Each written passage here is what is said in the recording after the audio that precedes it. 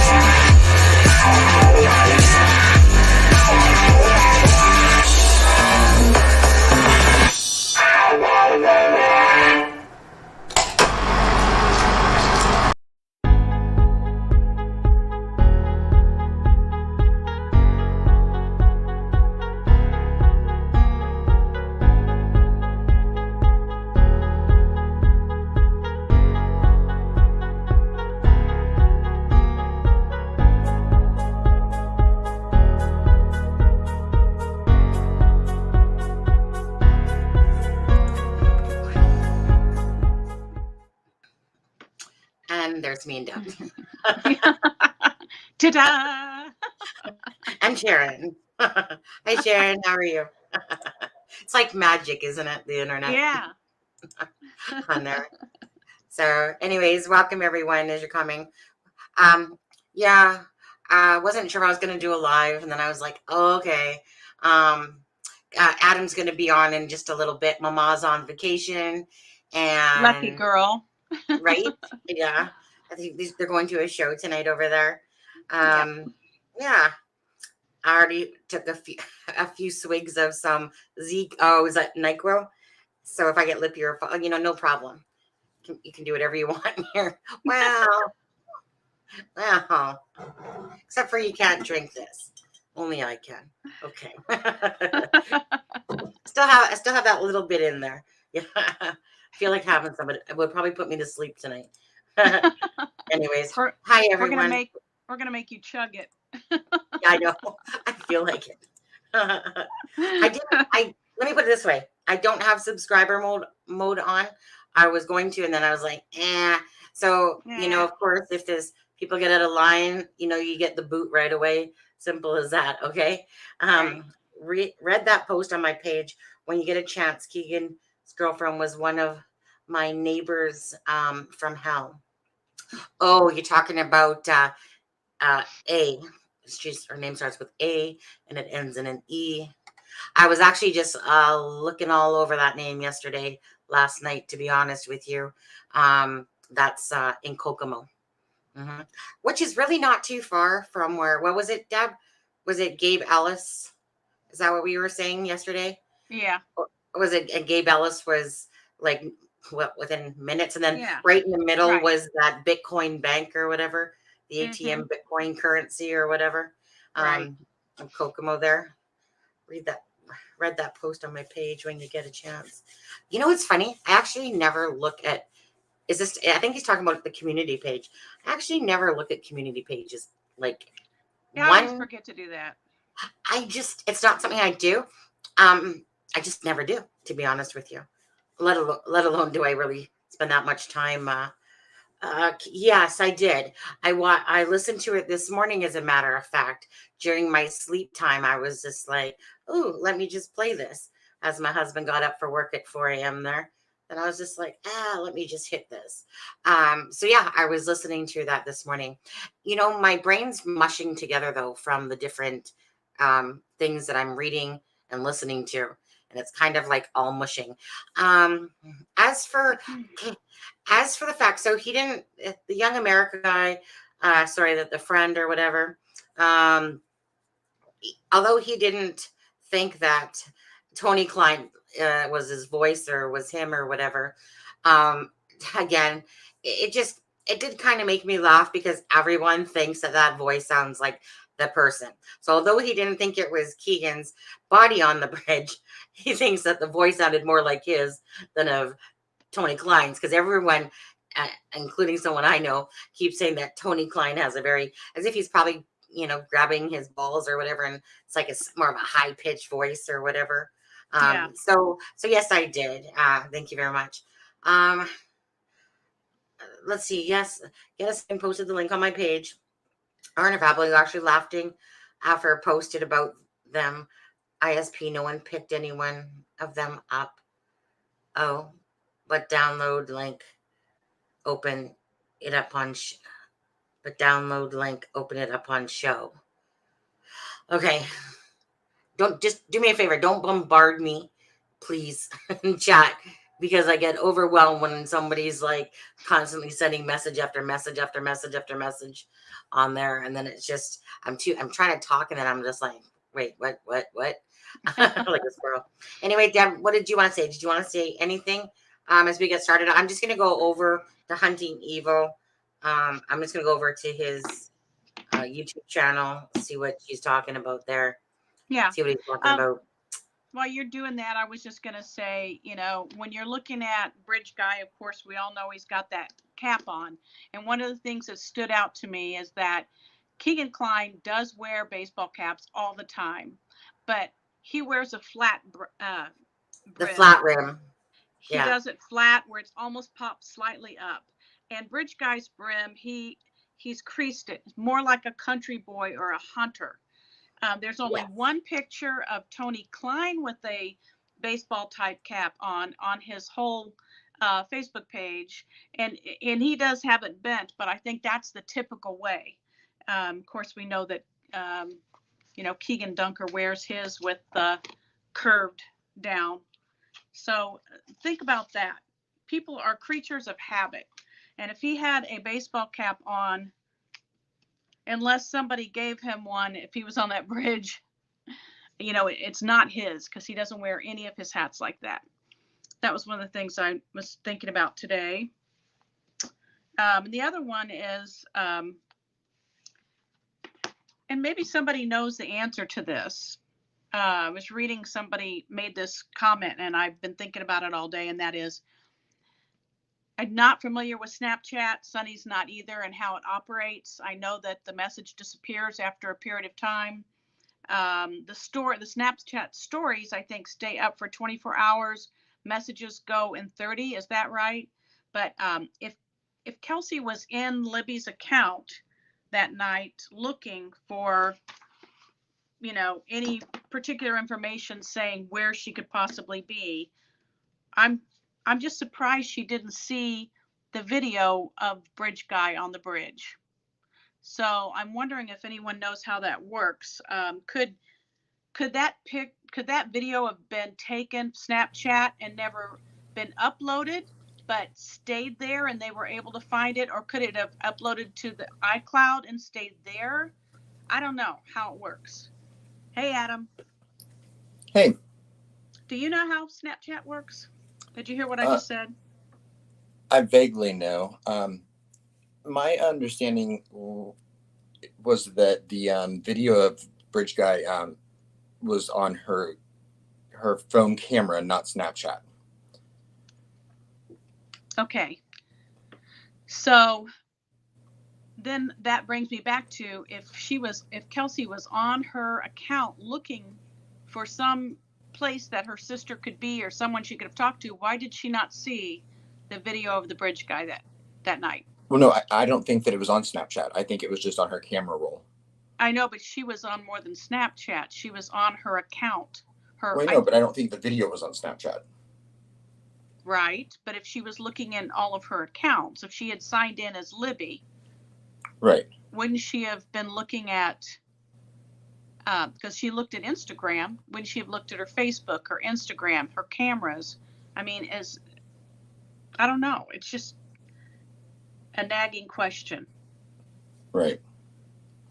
Yeah, I mean, I would assume they probably didn't access, because the cloud data that first night. So I think she just logged into her social media accounts. I don't think she necessarily would have seen the video of Bridge Guy. So she wouldn't have, because I think that was just on her camera roll. She wouldn't have logged into her iCloud, is what you're saying? No, because remember Becky didn't even have the Find My iPhone function. She didn't even know what that was at the time. No, So I doubt they they were did really know. well versed in the cloud. They knew what Find My iPhone was. They had taken it off of Libby's phone when they did the reset. However, Libby did not have her phone. It was the work She phone. had Becky's work phone. That's right. So I'm just still unclear as to why Kelsey, when she was searching through everything, did she not look at the pictures? Did she not look at the videos on or the iCloud? I don't know. I mean, I guess Becky's the only one that could, or Kelsey's the only one that can answer that. Yeah. I didn't know if anyone had asked her that question before, if they knew, or if they knew how, you're saying it wasn't a Snapchat video. That was my understanding, was the video and audio was not a Snapchat. Because Snapchat, you have to take a video, you have to hold the button down. Like the button that you take a picture with, you hold it down to take a video. And I'm assuming she would not have had the capability to be holding that down that whole time. And it does it in these like loops, so it like saves it as these small little segments. Mm-hmm. So I think that was just on the video from her camera, not Snapchat. Jenska says maybe it uploaded when the phone randomly pinged and searched a tower at 2 a.m. And that's possible because it doesn't automatically upload to the cloud. Sometimes they're set to do it at certain times. And the other thing that's been bugging me, and then I'll let you guys get to your thoughts, is Anna said that she stopped searching at around 2 a.m. that night. She said, because I was stumbling around in the dark near the creek, and I just thought to myself, I do not want to stumble upon something that I can't handle. Did they have an inkling or know that the girls were gone? I mean, I've heard that and I never thought anything about it until today. It just kind of popped in my head and I'm like, why would she say that? If it was me, I would not be thinking, I don't want to find my daughter if she's dead. I would be thinking, I want to find my daughter. I got to find my daughter. I don't remember hearing anything about Anna saying anything. Yeah. I just know what Becky. Yeah. She did. That was a long time ago when she said that. And that gave that as the reason that she quit looking at 2 a.m. Well, I'm pretty sure as a parent, you just know something's wrong. Right. Maybe she just that's just the parent gut instinct that this would be abnormal, that something is definitely not right. It's just a parent gut instinct to me that you just know something's wrong. You don't know what it is exactly, but obviously, usually people's thoughts go to the worst case scenario instead of the best case scenario. People's minds travel very fast and very. I think there were probably enough people out there at that time, like had been out there throughout the evening, that Anna probably realized that if the girls were there and able to be found, they would have been found by that point.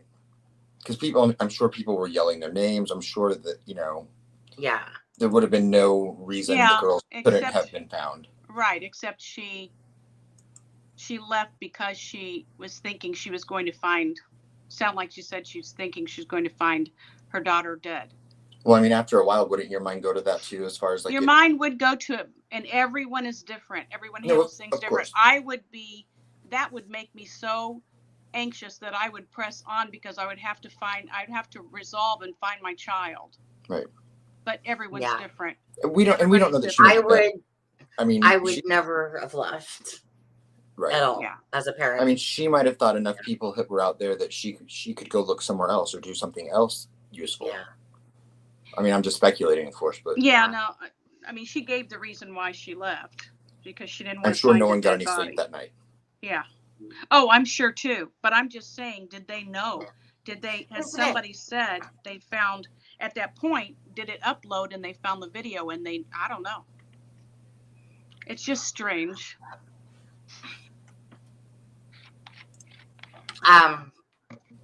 Yeah.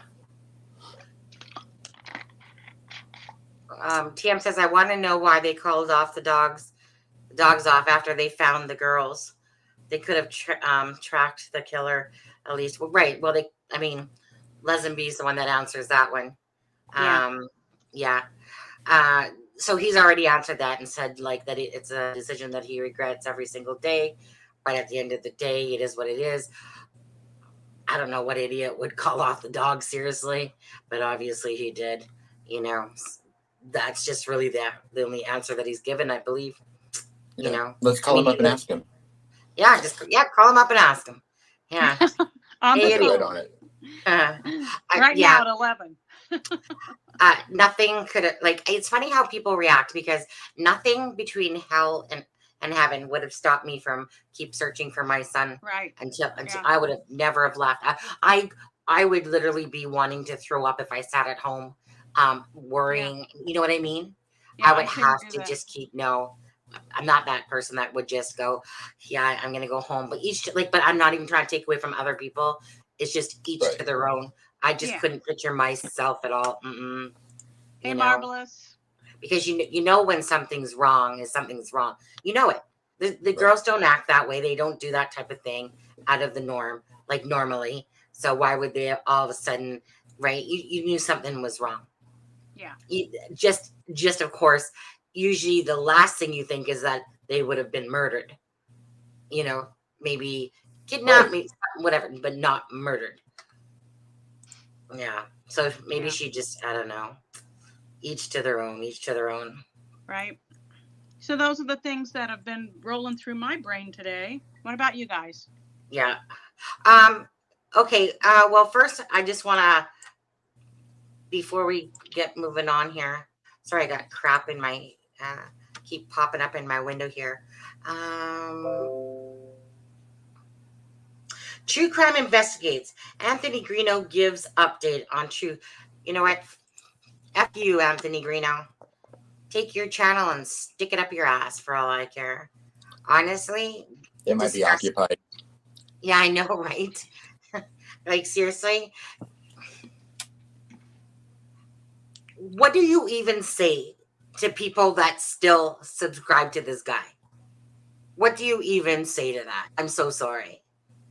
He shows his true colors, but Mal, who did, which you guys I know were in, right? Right. I've never watched her channel before, but she's lovely. She was lovely. Well, yeah, right, and she'll tell you about him and Delphi and the different things and whatever.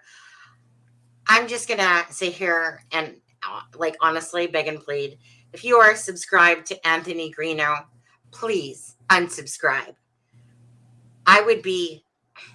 Let me put it this way: when I see people donating to him, is there no humiliation factor for these people that know that he is abusive, that he makes threats, that he has taken a knife on his girlfriend, that he's done have people no morals? His mother, right? I'm just wondering, where do these people's morals lie, right? And I don't care. I'm just going to call a spade on this one. These people would not want this person to ever be your daughter's boyfriend, husband, anything. The only thing you would like to do is step on him like a piece of camel dung. Right. All right? Because that's all he is. With those threats like he did, like when he was in my channel, this one day that this chick was kind of going off on him, right? Then he started beaking off, okay?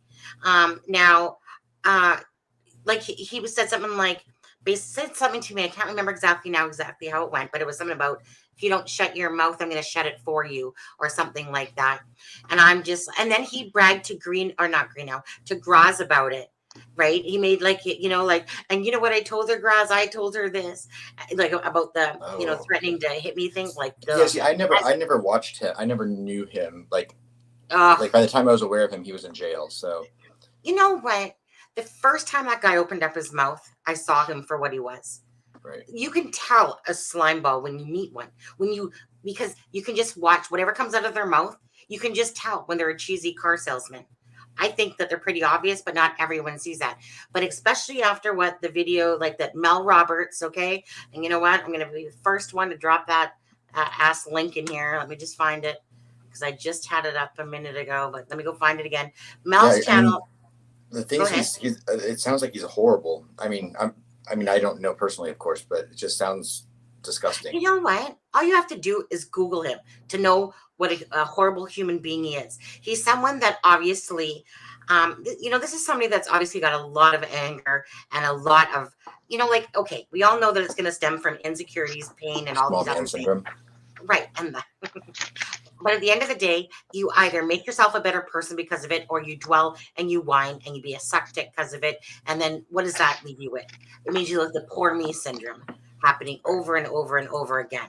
I would rather choose in my life never to leave the poor me syndrome. I would rather turn my life and into a better, like, take your licks, take whatever it is you have, because it's your life now. You either sit there and dwell on it or move on, make yourself stronger, move past it, right? Easier said than done, but you know what? But that's the choice of the individual. So I'm just going to post that link on ass in here. I don't even know what people are saying in the chat there, but if they seen what the thing that Mel posted today, right? About, what was it, hitting or whatever, whatever the threat. Yeah, I guess he had a hearing or something. In Carroll County, right, today? Yeah. So. And like you said, he just lies and lies. And then he turns around and the check, yeah, Crime Geek or whatever her name is, or whatever his girlfriend, right? Okay. Like, come on. Right. Like, come on, lady. Like, paying his child support, whatever, doesn't matter. It's her business, whatever. All we can do is please do not send this loser money. Do not send this piece of shit money. Like, why? Why would people do that? Right? Why don't you might as well just send, to the serial killers, send them money too. Why not? Just maybe there are those people though. I mean, the Menendez brothers each got married twice in prison.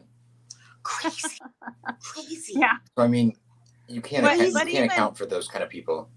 But even beyond that, he is a con man, and he centers in on people who are compassionate and have a heart and want to see somebody. They want to see somebody who's messed up get better, and he paints that picture that he's doing so much better and that he's so great. And he's not even attractive. They want to encourage him. Yeah. Okay, he's not attractive. I guess that's like it's like the Tinder swindler. That's how, I guess that's how he, same kind of thing. Because normal people wouldn't be like, sure, I'll go get a loan for $30,000 for you. It's people who have, are compassionate, but after a while, you got to figure that out, and you've got to take responsibility that you can't continue to support somebody like that because it's actually causing them to continue to be that person they are, bad person they're being. Yeah, you're enabling it, but and sadly. Oh yeah, and of course, yourself. This is Greeno. This is a perfect example. I assume everyone heard Greeno was suing Mel Robertson Gray Hughes. Oh, Good really? luck with that, Greeno.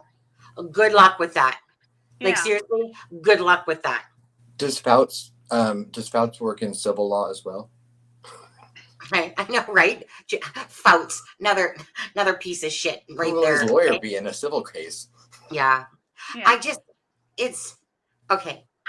You know what? You just smack yourself. If you're giving Greeno money, smack yourself hard.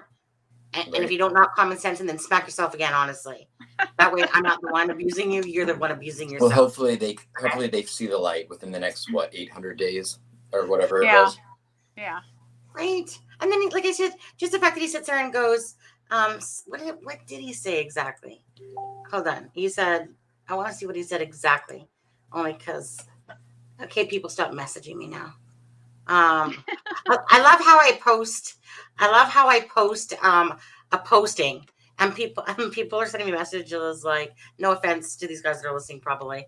They're like, oh, I see what they were doing. They were probably clicking on that link up top there. Because I'm like, you guys, it's just a post. It's not a video. It's a post. Anyways, it says, I'll beat you up, bitches, to a pulp. And yeah, that's a direct threat. Yeah. Then he has, no, you're a whore. And maybe I was there. Maybe I wasn't. Maybe I am the suspect. Maybe I'm not. Who likes the mind games? Who? Wow. Who likes donating money and having mind games to their head? Like, give your heads a freaking rattle. Seriously. And if you hear Marvel, they say do it, find out, find what you love and then find a way to make money at it. I guess Greeno loves crime. loves crime, loves doing time apparently right now on there. But you know what? The thing, he's going to catch up with his bullshit. And this is just, like I said, you know. Right. What goes around comes around. Yeah. But what's a We all know joke? that. What is a joke is that he's really made a mockery out of the system. Really. Wow. Because the stuff that he has gotten away with is an absolute joke. It's Right. a Well, literal joke. It's like Tony Klein. I mean, how has that man never served time when he's like the probation and things with the charges he's had? Right. Sorry, I was looking at Jingus. Anyways, enough about Greeno. If you're subscribed to him, please, you guys, there's a petition going around. Please sign it and keep it flowing. Again, he has PayPal's going, probably Venmo's, whatever what, pardon? Oh, I thought Deb said something. Anyways, you guys, come on. Like, seriously, unsubscribe. Be smart about this, all right? Yeah. Somebody that sits there, especially for the women, right? I mean, if the females, like, seriously subscribe to him and he's the one threatening females and calling them whores and bitches and stuff like that, again, Yeah. give your head a shake. Okay? It's ridiculous. Yeah. And this girlfriend, I mean, seriously, give your head a few whacks against the wall. Seriously, knock some brain cells in there. Well, I mean, not only that, but I mean, he couldn't have gone on the YouTube thing and posted her address himself, right? So, I mean, that was a woman that probably went No, on there he and did can. that. That's just it. That's just it. He can go on his phone and He's put in up prison. bullshit. Doesn't matter. He can still use his phone. We've seen him No. from prison talking on his phone, doing a live. Did you I miss thought it that was one? just audio from the jail phone. No. And she was recording it on her end. I don't think so. Because they're allowed phones. No, they're not. Yeah. Just like they said about He Keegan would be Klein. on here every day if he was allowed a phone. He has nothing else to do. They literally said, I literally listened to them say that about that they're allowed phones in the system. That they're allowed to have that, like Keegan Klein, like the guy that was doing the interview talking about Keegan Klein. Did you not hear him at that part where he said that they're allowed phones and then he'll text them?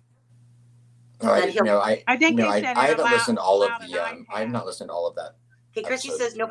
Okay, but I know when I was listening to that podcast today, the guy said that they're allowed phones, that you're allowed phones. They get I tablets. thought he said iPads. You're allowed an iPad, which you can make a phone Same call thing. on an iPad. Really? Yeah, right? You can make a phone And then- call on an iPad. So the guy said, I feel really bad because I haven't texted him back, but he thinks that Tony Klein or King Klein's a piece of shit now because his whole opinion's changed of him now. So it's kind of like, it's like he's messaging him, texting him, but he's not answering him back. Right? Yeah. So there's a jail iPad. Oh, there's a jail iPad. They can go online, maybe no personal. Anyway, so again, so we seen the thing come up, you know, saying true crime investigates. Of course, right? Anyways, he's a waste of my breath, but I will plug him if it's to say, you know, unsubscribe to him. Anyways, let's pray for him. Yeah, let's pray that he gets a lot more time in jail.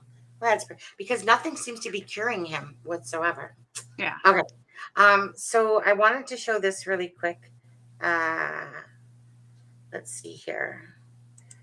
I'll put it up, see if it will come up. Yeah, this right here. Okay. So this is from Keegan Klein's Facebook. And I'm not sure if many of you guys just kind of bypassed it as you went along, but it really struck me as one of those things personally that, of course, the girls were murdered on a Monday. And, you know, when somebody puts something up, it's like, okay, he put this up and, you know, he makes a comment about something about Curtis Clark or whatever, even though he wouldn't have been in the same grade.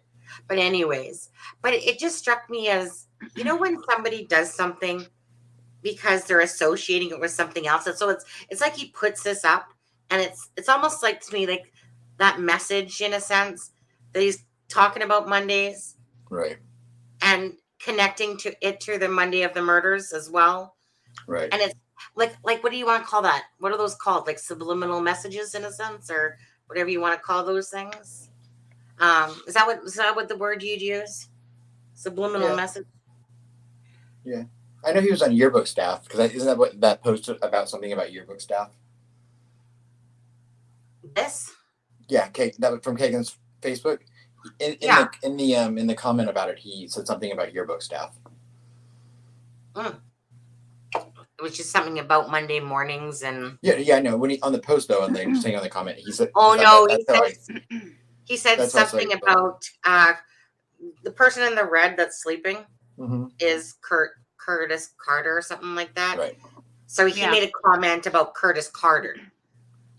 That's what he was referring to something about. Oh, I'd have to go look at it again. It was just something about Curtis Carter, like, like superhero Curtis Carter sleeping away. It wasn't towards yearbook staff or anything. It was just a comment towards the guy that's sleeping named Curtis Carter. Right. Well, he was on the yearbook staff. That's what I was saying. Oh, I see. Okay.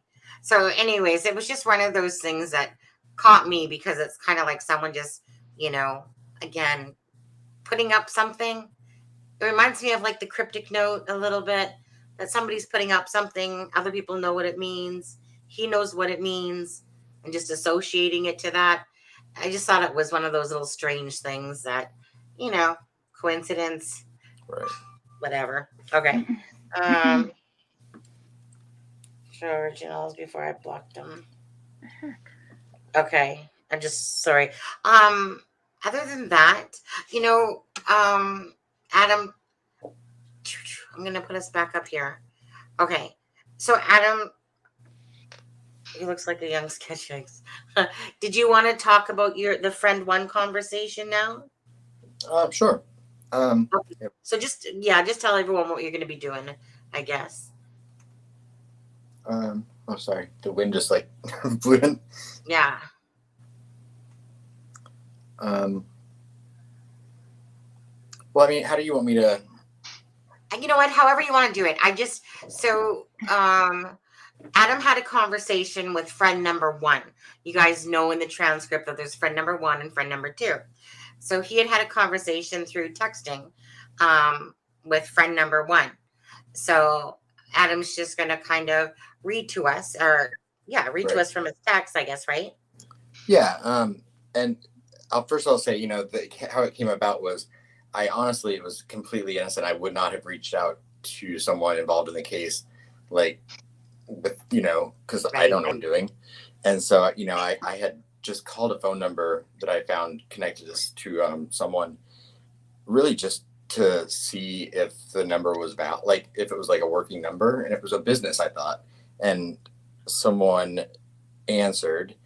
No one answered. And then the number called me back and I didn't answer. And then I got a text message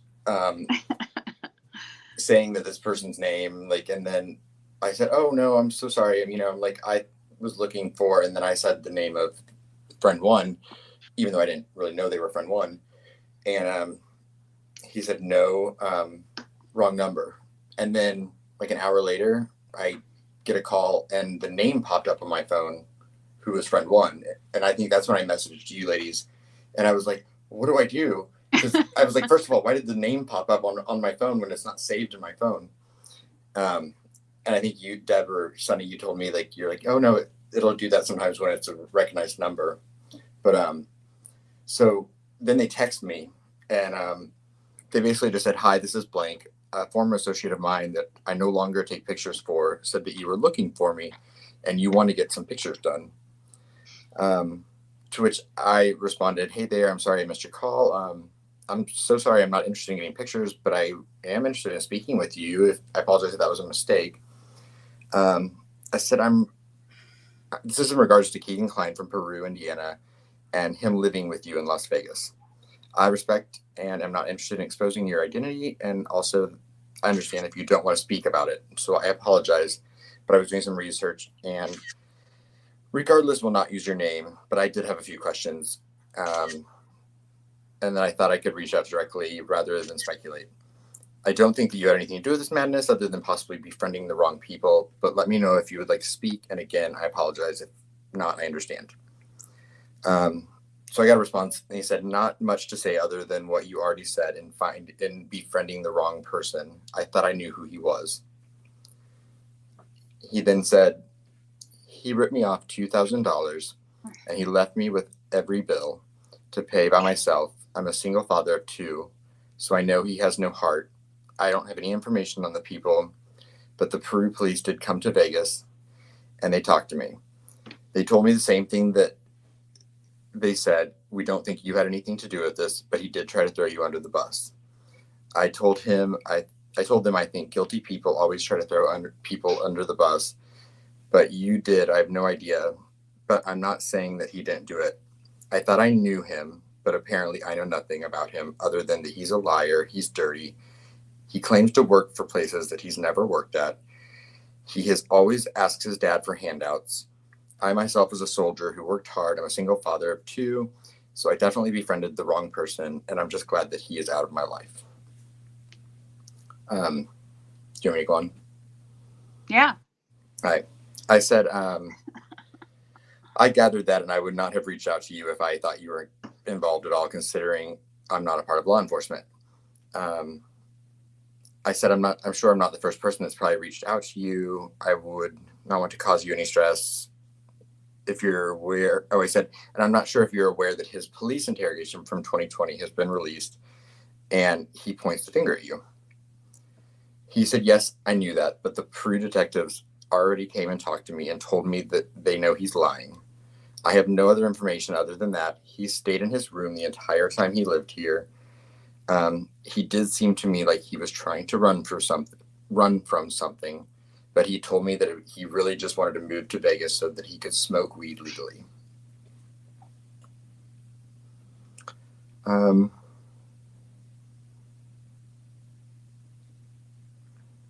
I'm not going to read the next part just because it talks about his identity. It doesn't have to do with Kagan.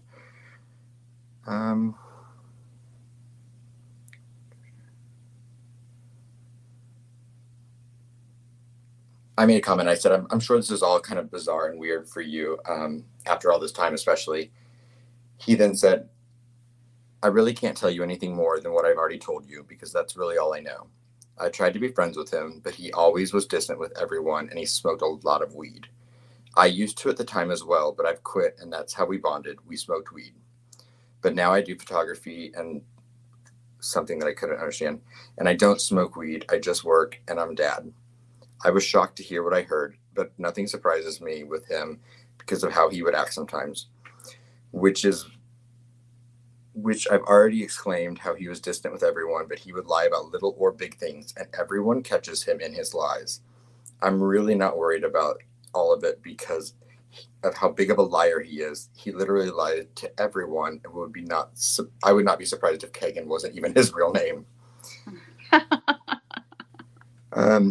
He then continued to text me, and I hadn't said anything, but he said, the only thing else that I can really add, well, he said, I'm really busy. This is really just an inconvenience. I've told you everything I know.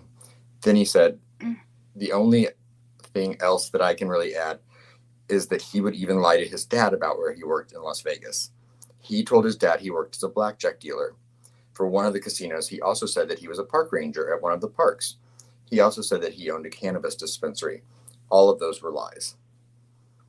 He made his money by lying to his dad and saying something, and then his dad would send him money. And he would also do graphic designing on the internet, but I'm not sure how much money that you could actually make from that. But that's what he told me. I said, I appreciate you responding 100%, and I understand 100%. I apologize for taking your time, and I want to thank you also for your military service. And I can't imagine the difficulties of being a single father, so kudos to you. There should be more men out there like that.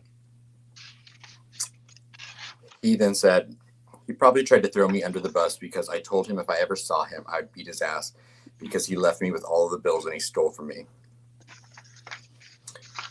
I then said, do you have any idea who his close friend that was a big-time drug dealer in Indiana was that apparently was looking for something in Vegas and that came out there for a bit? I will keep it confidential. And then I said, was it? And I asked him a name by chance. He said, thank you, but it's really not that hard because I know how it feels to be abandoned. Oh, I'm not going to read that part. I'm sorry. I said, I have a lot of respect for that, and I can tell that you're a very genuine guy. He said, I didn't know any of his friends or who he was connected to. He claimed that he sold weed, but he never had any. He then said, I only knew him because of he said, I used to get along with his dad. His dad seemed pretty normal, but I hear things as well, but mostly what you've already said. When he left, I saw him for the true person he was, and I hate him and his morals, so I could care less what happens to him. The Peru detectives also told me that he had those girls on Snapchat. They knew I didn't do it because I worked 3 jobs at the time, and I didn't know them or where they were living or died, unfortunately. People like that make me sick. I've always said spread love, not hate. He was a good for nothing in Peru, and he was a good for nothing in Vegas. And then he became a good for nothing. From what I heard, he's too lazy to actually get a job. And then there was a video on YouTube of someone claiming that they were someone, and so I sent him the link, and I said, "Hey there, I hope you had a good weekend. I just wanted to check in with you and see that you knew someone on YouTube put a video out from a Facebook Messenger chat between supposedly you and a friend talking about Kagan. Wanted to make sure you were aware of it." He a little bit later responded, "That wasn't me." And then he said, "I don't waste my time with him. He'll get his one day. God's hands, whether he did it or not." And I said, "I didn't think you did. I didn't think that was you." He then said, "I heard he threw a lot of people under the bus, even though it's not true. Sounds like he's guilty. I hope you guys find the proof you need." Do you want me to keep going? Keep going. Right. So I said, have you been approached by law enforcement again recently, or have you been told that you will be asked to testify in his trial? Did they go as far to look at your phone when they came to Vegas, or did they ask you for DNA? I said, I know that you have nothing to do with it, but I'm just curious at how far this impacted your normal life. He said they did an extensive interview, and I then volunteered my DNA, and that's been about it. They've not contacted me again once. And then I said, thank you. And that was the last correspondence we had. Good questions, Adam. You did so great of a job. And, I mean, I don't know what, I can only speculate that, I feel like he didn't really have any reason to go out of his way to tell me the stuff he did. And I mean, he would say, "Oh, I don't really have anything to say," but then he would keep texting me. So I just kind of followed along, and I'm sure he omitted some things, but I got a genuine feeling from him. Yeah, just from the text you're reading, from the text that you're reading. Am I talking? Yeah, he totally seems like he's being authentic. Yeah. He seems like he's being authentic, but okay, people, don't message me. I hate it when I'm doing a live, and then all of a sudden I get bing, bing, bing, bing, bing, bing, bing, bing, bing. I'm there, and it's like I try to mute the certain ones that normally I know go off, but now it never fails. Fig, I will drop the link in the chat just in case you do want to come on. If not, that's fair enough. It's just an offer out there in case you do. And yeah, so thanks for doing that, Adam. I was kind of curious too.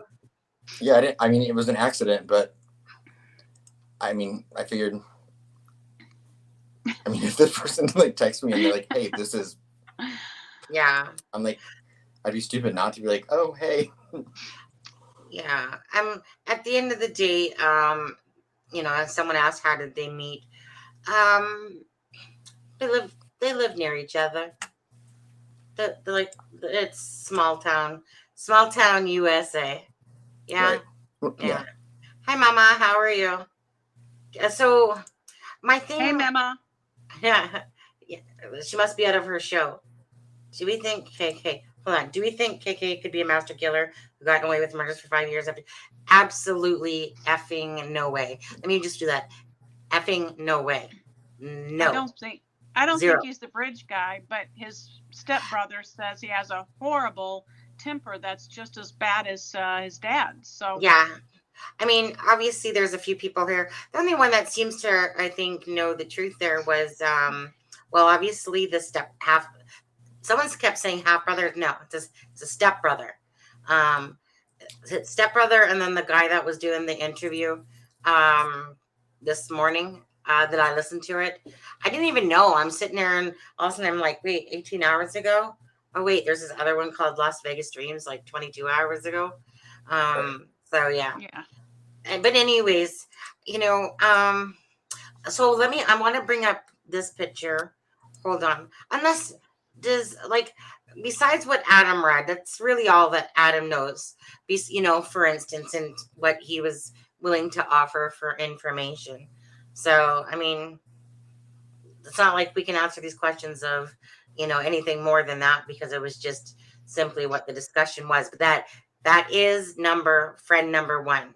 Okay, there is no ifs, ands, or buts. That is clearly the friend number one. Friend number two, I'm sure a lot of people know that the initials are KT, and they probably have seen the name. You know what? I don't even care to hide KT's name, because obviously he's a big ass drug dealer out there.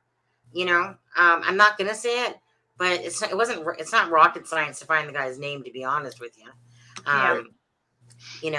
All you have to do is go to Keegan's Facebook, look at the likes, and you'll find a KT name at some point, and then you can just Google him, and then you'll see all about Mr. Big Weed Dealer out there. So, haven't they got the same mom? No, they don't got the same mom. Yeah, they do. Do they? Keegan and Bart have the same mother. Bart has a different father. I thought that was a girl. I thought that was a woman that he was with that already had the child. No. Nope. Bart is Keegan's half brother. They have the same mother, and Tony is not his dad. And I listened to the whole thing, and he talked about it. He talked about how it enraged him and his dad that Tony and his mom went to the school and had his name changed, decline. Yeah, no, I heard all that part. Yeah, but that still doesn't take away the fact that because anyone can do that. My dad did that. My mom did that with us. It wasn't my real dad or anything. She took us to school and changed her name. But I just not that I don't believe you, Deb, but I could have swore that when they were talking that I thought it was a woman that he was dating that had a child. Nope. And that him and Tony were together by his father. Keegan and Bart are half brothers. Yeah, I'll just have to listen to it again unless somebody else. Not that I don't believe you, but I'm just. It's kind of like one against one here, because I feel like I need to listen to that again then, because someone said so he is a half brother. No, Deb said that. Is he a half brother, guys? Then I'll just say, okay, Deb, you win. Bart's mom got with Tony, then they had Keegan and got divorced. Right. Yeah. And Bart's mom. Yeah. That makes Bart's sense. mom. He's sick. Bart's mom got with Keegan's dad and had Keegan, which makes them half siblings. They have the same mom. It doesn't That say makes sense. There's 6 years difference. Right. Bart's mom. I'm not stupid here. And then Bart's mom and Tony had Kagan, right. and then got a divorce a year later. Okay, so it is half brother. Okay. Yeah. So there's 6 years. Even in that one, it wasn't clear, because it was just like Bart's mom got with Tony, and I'm like, well, yeah, Bart's mom got with Tony. Yeah. Your mom got with your dad. No. Stop, you guys. Shut up. Because the whole time I was listening to it, I was just like, okay. And I didn't mean I was right, but that's just what I heard this morning. Yeah. So I was like, oh, okay. Yeah. I think that for a while, we all thought that was the case. That it was a mom. Yeah, I thought it was some other lady that just got with them. Right. Yeah, that's how I heard it, but that doesn't mean it was true. That's just how I heard it. Yeah. Okay, so it says half brother. Yes, same mother. Okay. All right, well, you got that cleared up now. Okay, so anyway, yes, that was the guy the kid with the sandy, or that got the head flush down the toilet. Like, seriously? Like, That's horrible. Yeah, so like, you not go to jail for that. Right. Well, no, hold on. So what happened with him? He got put in jail. Yeah. And For 2 years. he said he had to do it on the weekends. Remember? Oh, that's Yeah. okay. Well, Yeah. I went to that play last night, and then I went Yeah, I out for remember drinks, so I didn't something. get home till like 2 a.m, and then I listened to it, and I fell asleep. Yeah. Oh, I should have checked that this was fig before I put him on. He said get dick rolled. Yeah. Fig, is that you? Yes. What's up? Okay.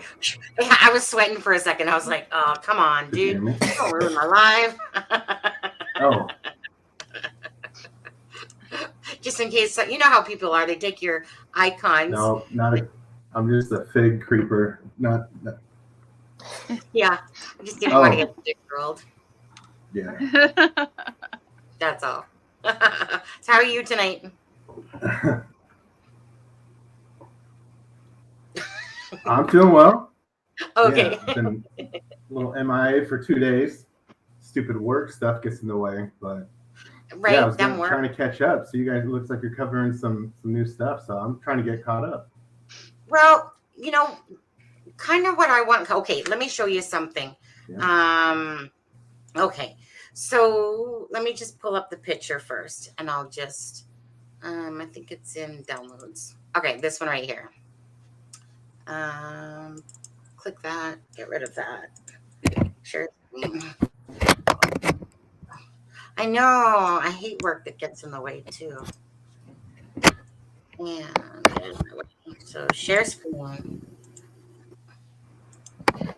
And okay, so let me take this. Okay.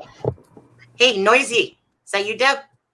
Nope. Not me. Sorry, my microphone probably sounded like shit.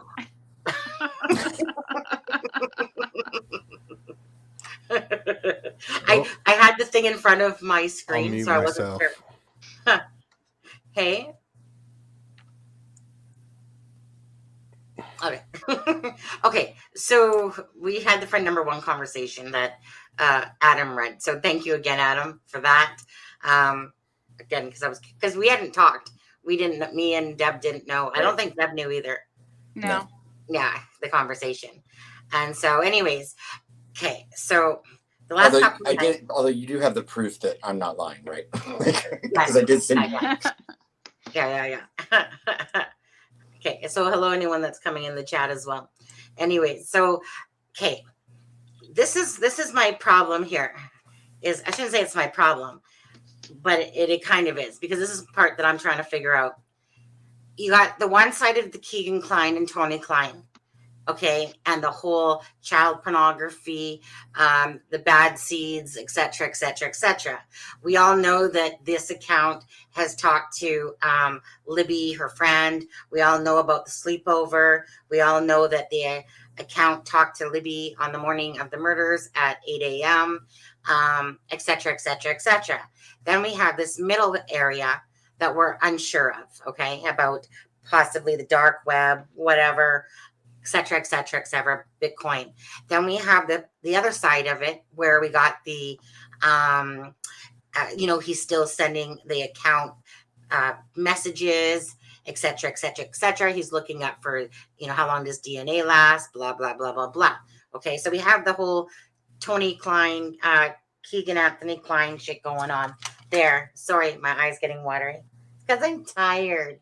Okay, I keep sleeping all night, and then I wake up and go to sleep. I'm like, whatever. Anyways, okay, so then we have that side. Okay, so we'll call that the TK and the KAK side.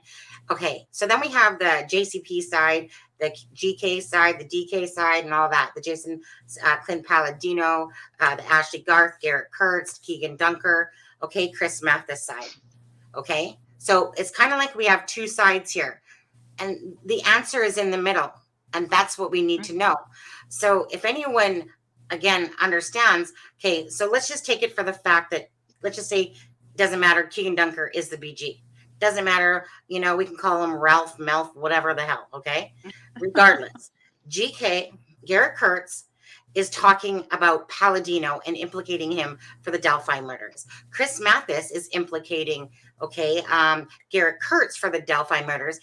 and it's clear as black and white and whatever you want to call it. Okay. When Chris Mathis is talking, he's clearly talking about how, oh, Fig just dropped off there. Yep. Just dropped off. Good connection. I think he has like a little bit of issues. Hi, Teresa. How are you? Like anyone other than, yeah. Well, especially with number 5. I'll just see if he quickly comes back. But okay. So I'm listening. I'll be right back. Okay. yeah. Just give me a minute. I'll just see if Fig comes back. Just because if he's, just so he can listen to this part too. Oh, there he is. Okay. Disconnected there. You see, do you have some issues over there? Fig? Oh, You yeah. good? Sorry, I had to come back in. I hope I don't have issues. I'm good. Well, I'm good. Google gave me a certificate in psychology and therapy. So if you do need it, I'm here. Okay. Just in case. Okay. Anyways, I just was waiting for you to come back just because I wanted to, just so I didn't have to repeat it. Okay. So like I said, we have the TKK side, right? And then we have the Palladino side of everything, Garrett Kurtz. So we both all know, okay, if anyone's listened to Open Secrets, again, you know that Chris Mathis is clearly talking about how he can reach out and touch anyone he, basically he wants. And he literally is talking about what he can do, Garrett Kurtz or whatever. And then he's like, look what happened in Delphi. I mean, just the running of that sentence right there says a bunch to you. But then he proceeds to go on and talk about that he wishes Garrett Kurtz would talk about. He doesn't say exactly Delphi in that sentence, that he goes, I wish he would talk about it. It would be sweat off my back. And then it basically, he's saying like, she says, we are talking about, and he's like, yes, outside of this case, meaning outside of Nicole Bowen's case. So he clearly goes on to talk about that. Now, we also have Garrett Kurtz who talks about Sheena Cottrell. You can see exactly on the screen what's in front of your face. Yeah. Literally a couple blocks away from each other, the family lives. Now, when I sleuth and go, and I sleuth pretty hard, just saying. There's certain names that I see all over the place. Cottrell is one of them. I will see them on the Keegan Anthony Klein side, and I will see this name on the Garrett Kurtz Palladino side. Okay. There's a couple names like Cox that are all over the map. Another very interesting name in this one was, I heard of this one, hadn't looked into it over too much, but I've looked at it, was another name called Reagan. Okay. Now I know that Tina Rodell had mentioned about that the Reagans had something to do with it. Now, someone did send me something about that he was a big meth dealer. I think his name is Jeffrey Reagan, and he's a big meth dealer, and that he owned, or he's the one that worked the Delphi Monan Bridge. That was his area and stuff like that. Now, I couldn't find them. I couldn't find much out about them. They don't have a Facebook, or at least I didn't find, but I can look them all up on Intellius, which I do, see where they were living and stuff like that. Now, the Reagan name goes again. It's another name that is, you'll see it everywhere. Okay. Kind of like the Babcock name. Now, when I pulled up Bart's name, when I pulled up Bart's name, which is this half brother, he has an old Twitter account, and that's whatever it's called, Bartholomew or Bartholomew Prime or something like that. Anyway, so when you look at the people that it's following, now, whether or not he made that account for himself, who knows? It has like a name like Emily Ann. It has a Julie Babcock. So very interesting followers. This is back in 2015 that these names were attached that I seen. So again, it's just stuff like that.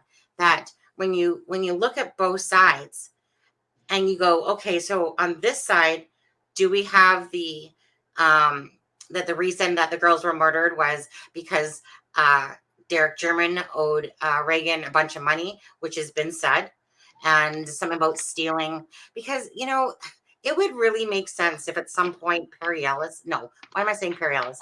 Gabe Ellis, you know, and Tyler French and that were pulled into this whole thing as well. It would not shock me at all. Okay. So it's kind of like if people understood that it's not just about TK and or Tony Klein and Keegan Klein. Okay. You have to look at the other side. So what is it that happened in the middle?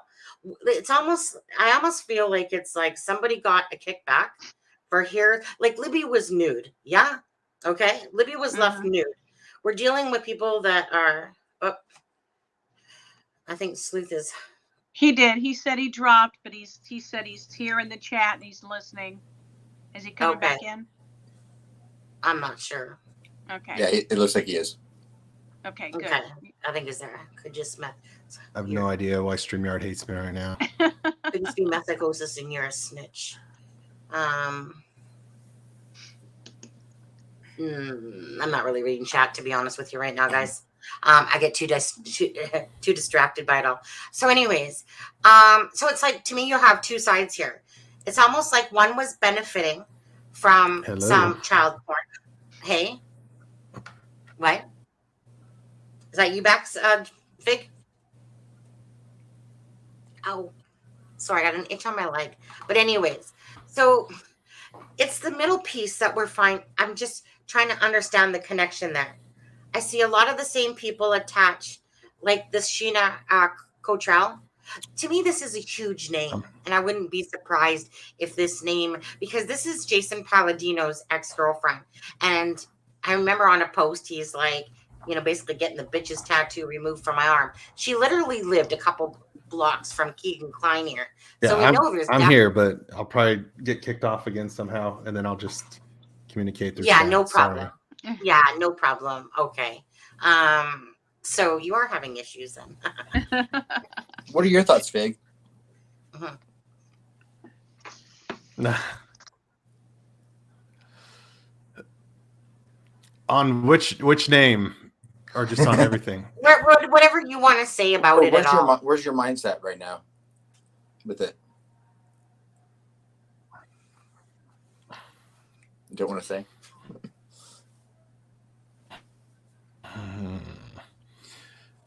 I think there's a connection.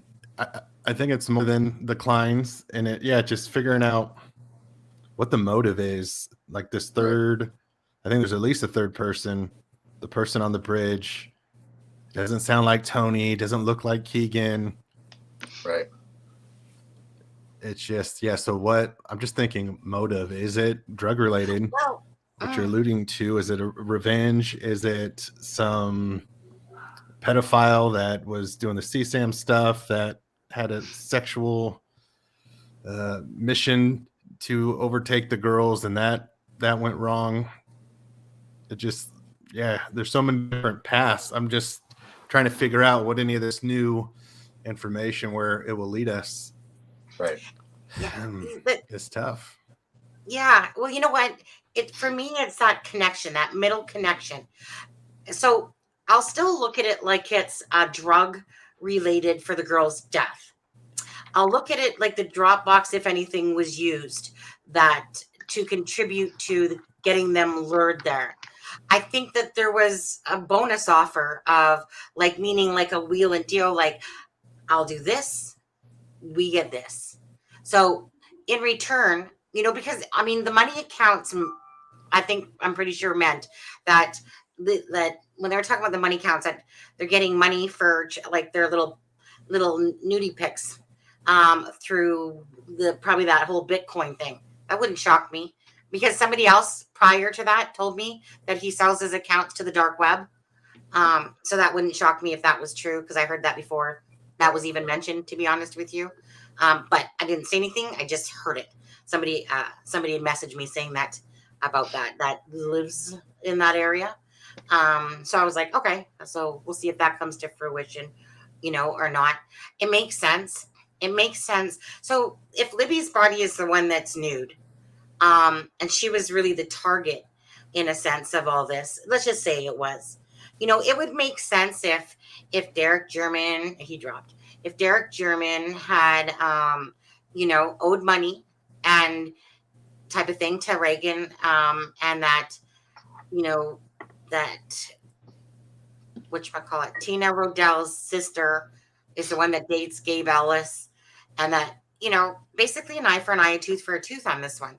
Basically, like, we're gonna show him, don't fuck with us. I've heard that he was warned. Now, whether this is true again or not, but the bottom line is no matter still what somebody is going to say to me, I still feel like I know exactly who the BG is, and the people that are surrounding that is GK, and those people are talking regardless. Those people are talking.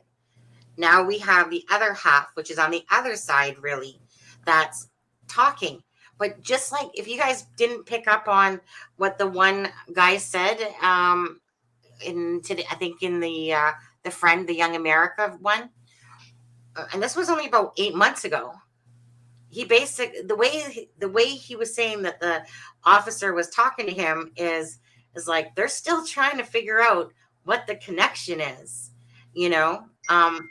like they don't know for sure that Keegan has anything to do with it, that they're still trying to figure that part out, because it's almost that it seems like if they're still missing anything, they're missing the connection between what I'm talking about, really, about that piece that ties them both in together. And it's almost like one of those things, like, you shake my hand and I'll shake yours, but whatever drug, porno child shit went on between, it was almost like, this is for me and this is for you. And that's what it seems to me to be, is almost like, I get something from it, we get something from it. We're showing Derek and we're using this, type of idea. And that's why it's just been intertangled to me, because it still does make sense to me from just everything. And the fact of Derek German being informant, pissing off, big boss meth heads. And if Jeffrey Reagan, is a big drug head or meth head himself and stuff like it, it makes sense. It does make sense still, because of the reason why I keep saying this is because I'd have to take away the fact of the BG, and I refuse to take away my BG, and I refuse to take him away because I've spent all that time. It's not like I can admit that I was wrong if I was wrong, but for me, call me crazy, call me what you want. I don't care. I've done my homework on who the BG is, right? Hey, Sunny, can I call you later? Yeah. Smarty. Sorry. So it's like, if regardless, it's kind of like Keegan Dunker is Garrett Kurt's friend. Garrett Kurtz does know wrong. Do you know what I mean? So it's not like this wild, crazy person I'm trying to pull out there or not. If I drop off again, I'll just communicate through chat. Okay. So you know what I mean? It's not like I'm trying to pull shit out of my ass and going, here, believe me. I've shown enough pictures, and we can actually even just watch that again if you guys want. Is it? Okay, so I'm gonna what Adam? No, I was just asking what you were gonna show. Oh, well, I'm just gonna show this first of all. I'm just gonna show that picture again. Okay. And I don't know if I can make it bigger on that because it's just on Imgur or whatever. Okay, so BG, and I've clearly showed you about the chin. Okay, this is from the actual video. Remember, this is what I'm saying. This guy, Dale Finnegan or whatever. He's from one of the Facebook groups. Did a wonderful job. Yeah. Like I said, that's the BG right in front of your face. You can see he has some sort of camera thing on top of his head, whatever the hell it is. And this right here, I have in a better picture that I'll show you. So I'm not a head gamer. Like, I'm not a head gamer. I'm not a head gamer. No, I'm not a PC gamer. I'm more of a desktop gamer or an iPad gamer, type of thing. But anyways, so whichever of these headphone things he has on, I don't know how to explain it, but it's like, here's your headphone, but here's this piece coming out. And this piece right here will look like a camera or something. I'm not even sure. I can show it better than this. Yes, I can. But I'm going to show the video that he did. And he did amazing work. Like he said, you couldn't really do this more so back in, 2017 when the technology wasn't quite as advanced. Hold on, I just got to find it because I had it open the entire time. So where is it? And then there's these things on Bitcoin. Bitcoin's like seems the rage. Oh, come on. What did I do with it? Is it? Oh, here it is. Okay. How do I show that better? I probably can't. Anyway, I'll just have to show it the way it is. Good enough. Share screen. Windows. Chrome. Dale. Okay. And let's see how it looks on here. Okay, so like I said, his name is Dale Finnegan, and you guys can, I'm sure he's in some of your guys' Facebook group. So if you are in the, just in the search, just type in Dale Finnegan. He'll tell you exactly what he does. He's been doing this for 20 plus years.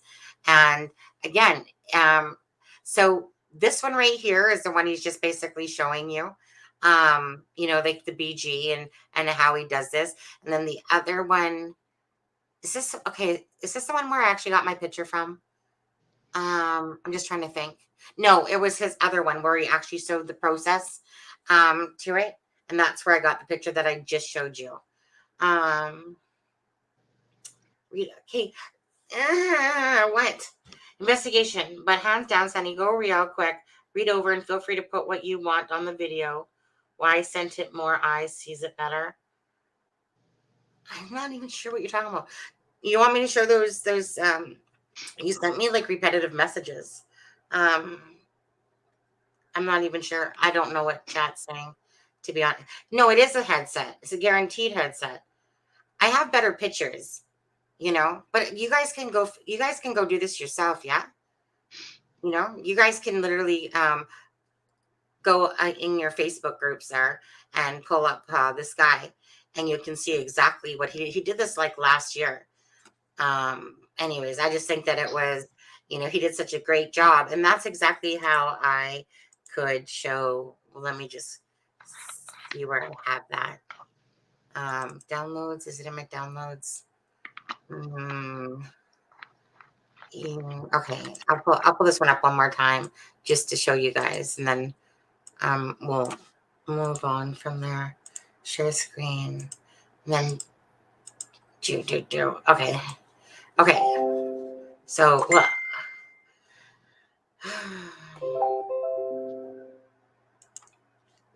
Sorry, Porky. I'll have to look at that in just a little bit here. Okay, Porky? That's my friend, by the way. That's the one with the cryptic note. Okay, so I'm just going to go over this again. All right? You know what, Fig? I wish someone would tell me exactly. Because, Fig, I can send you a picture. If you want to email me at delphimurders@gmail.com, just so that you can just email me to say hey, and then I can show you better pictures of what it has, if you want to. If not, that's okay as well. But anyways, so just going back over this again, right? I think we went through this the other day. So if you didn't see it, here we go again. Okay, this is the chin of Tony Klein, Keegan Klein, Keegan Dunker, Garrett Kurtz. Okay, and you guys can put your own BG's faces in here all day long if you want to. Bottom line is that this is the BG here.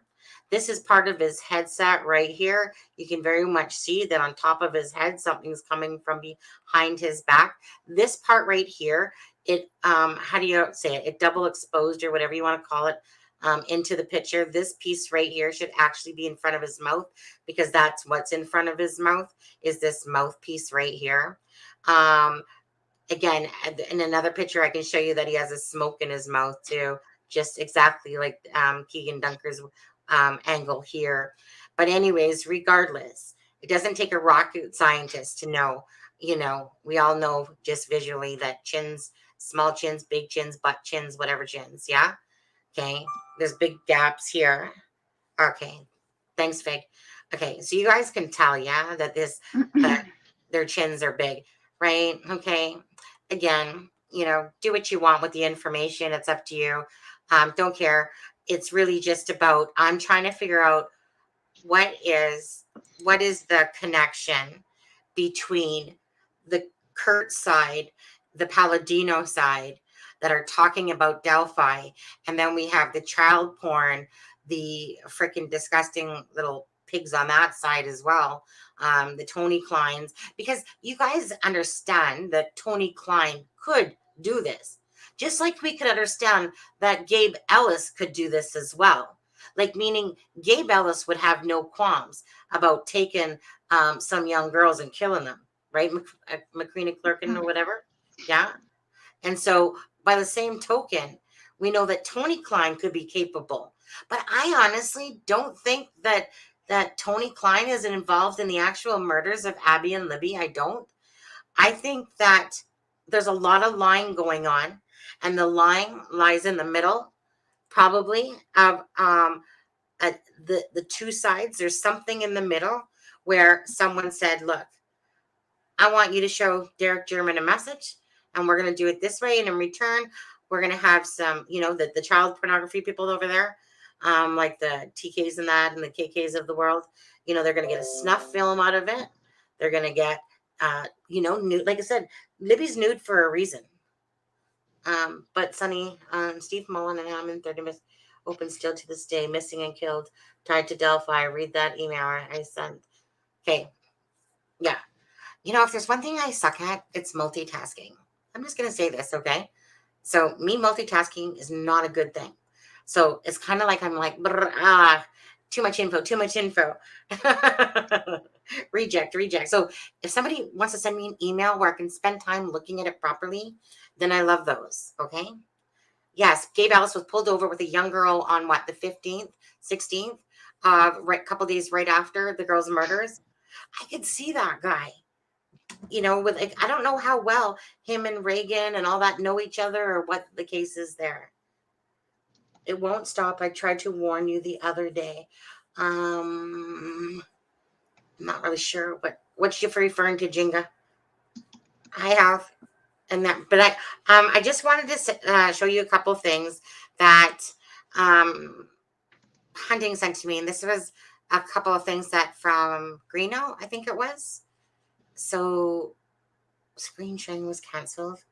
So I'm just going to show you those quickly, if you don't mind, because he had sent them to me. Okay.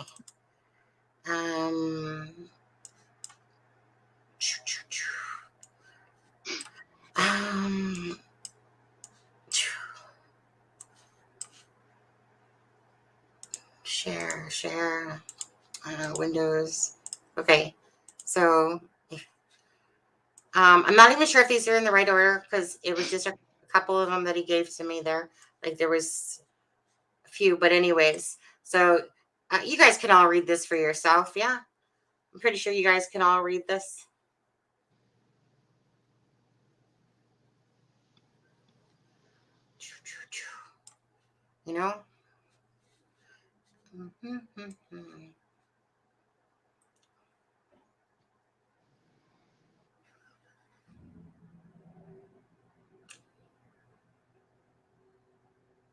Oh, Jinga, yeah.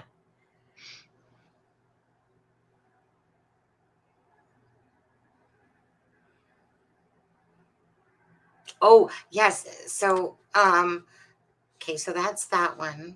I was just trying to see if I could pull up the other. I'm still trying to figure out how I did that the other day. Whatever. Okay, so you guys can all read that? Okay, let me just pull up the other one. There's, again, by God, I gotta go to the bathroom so bad.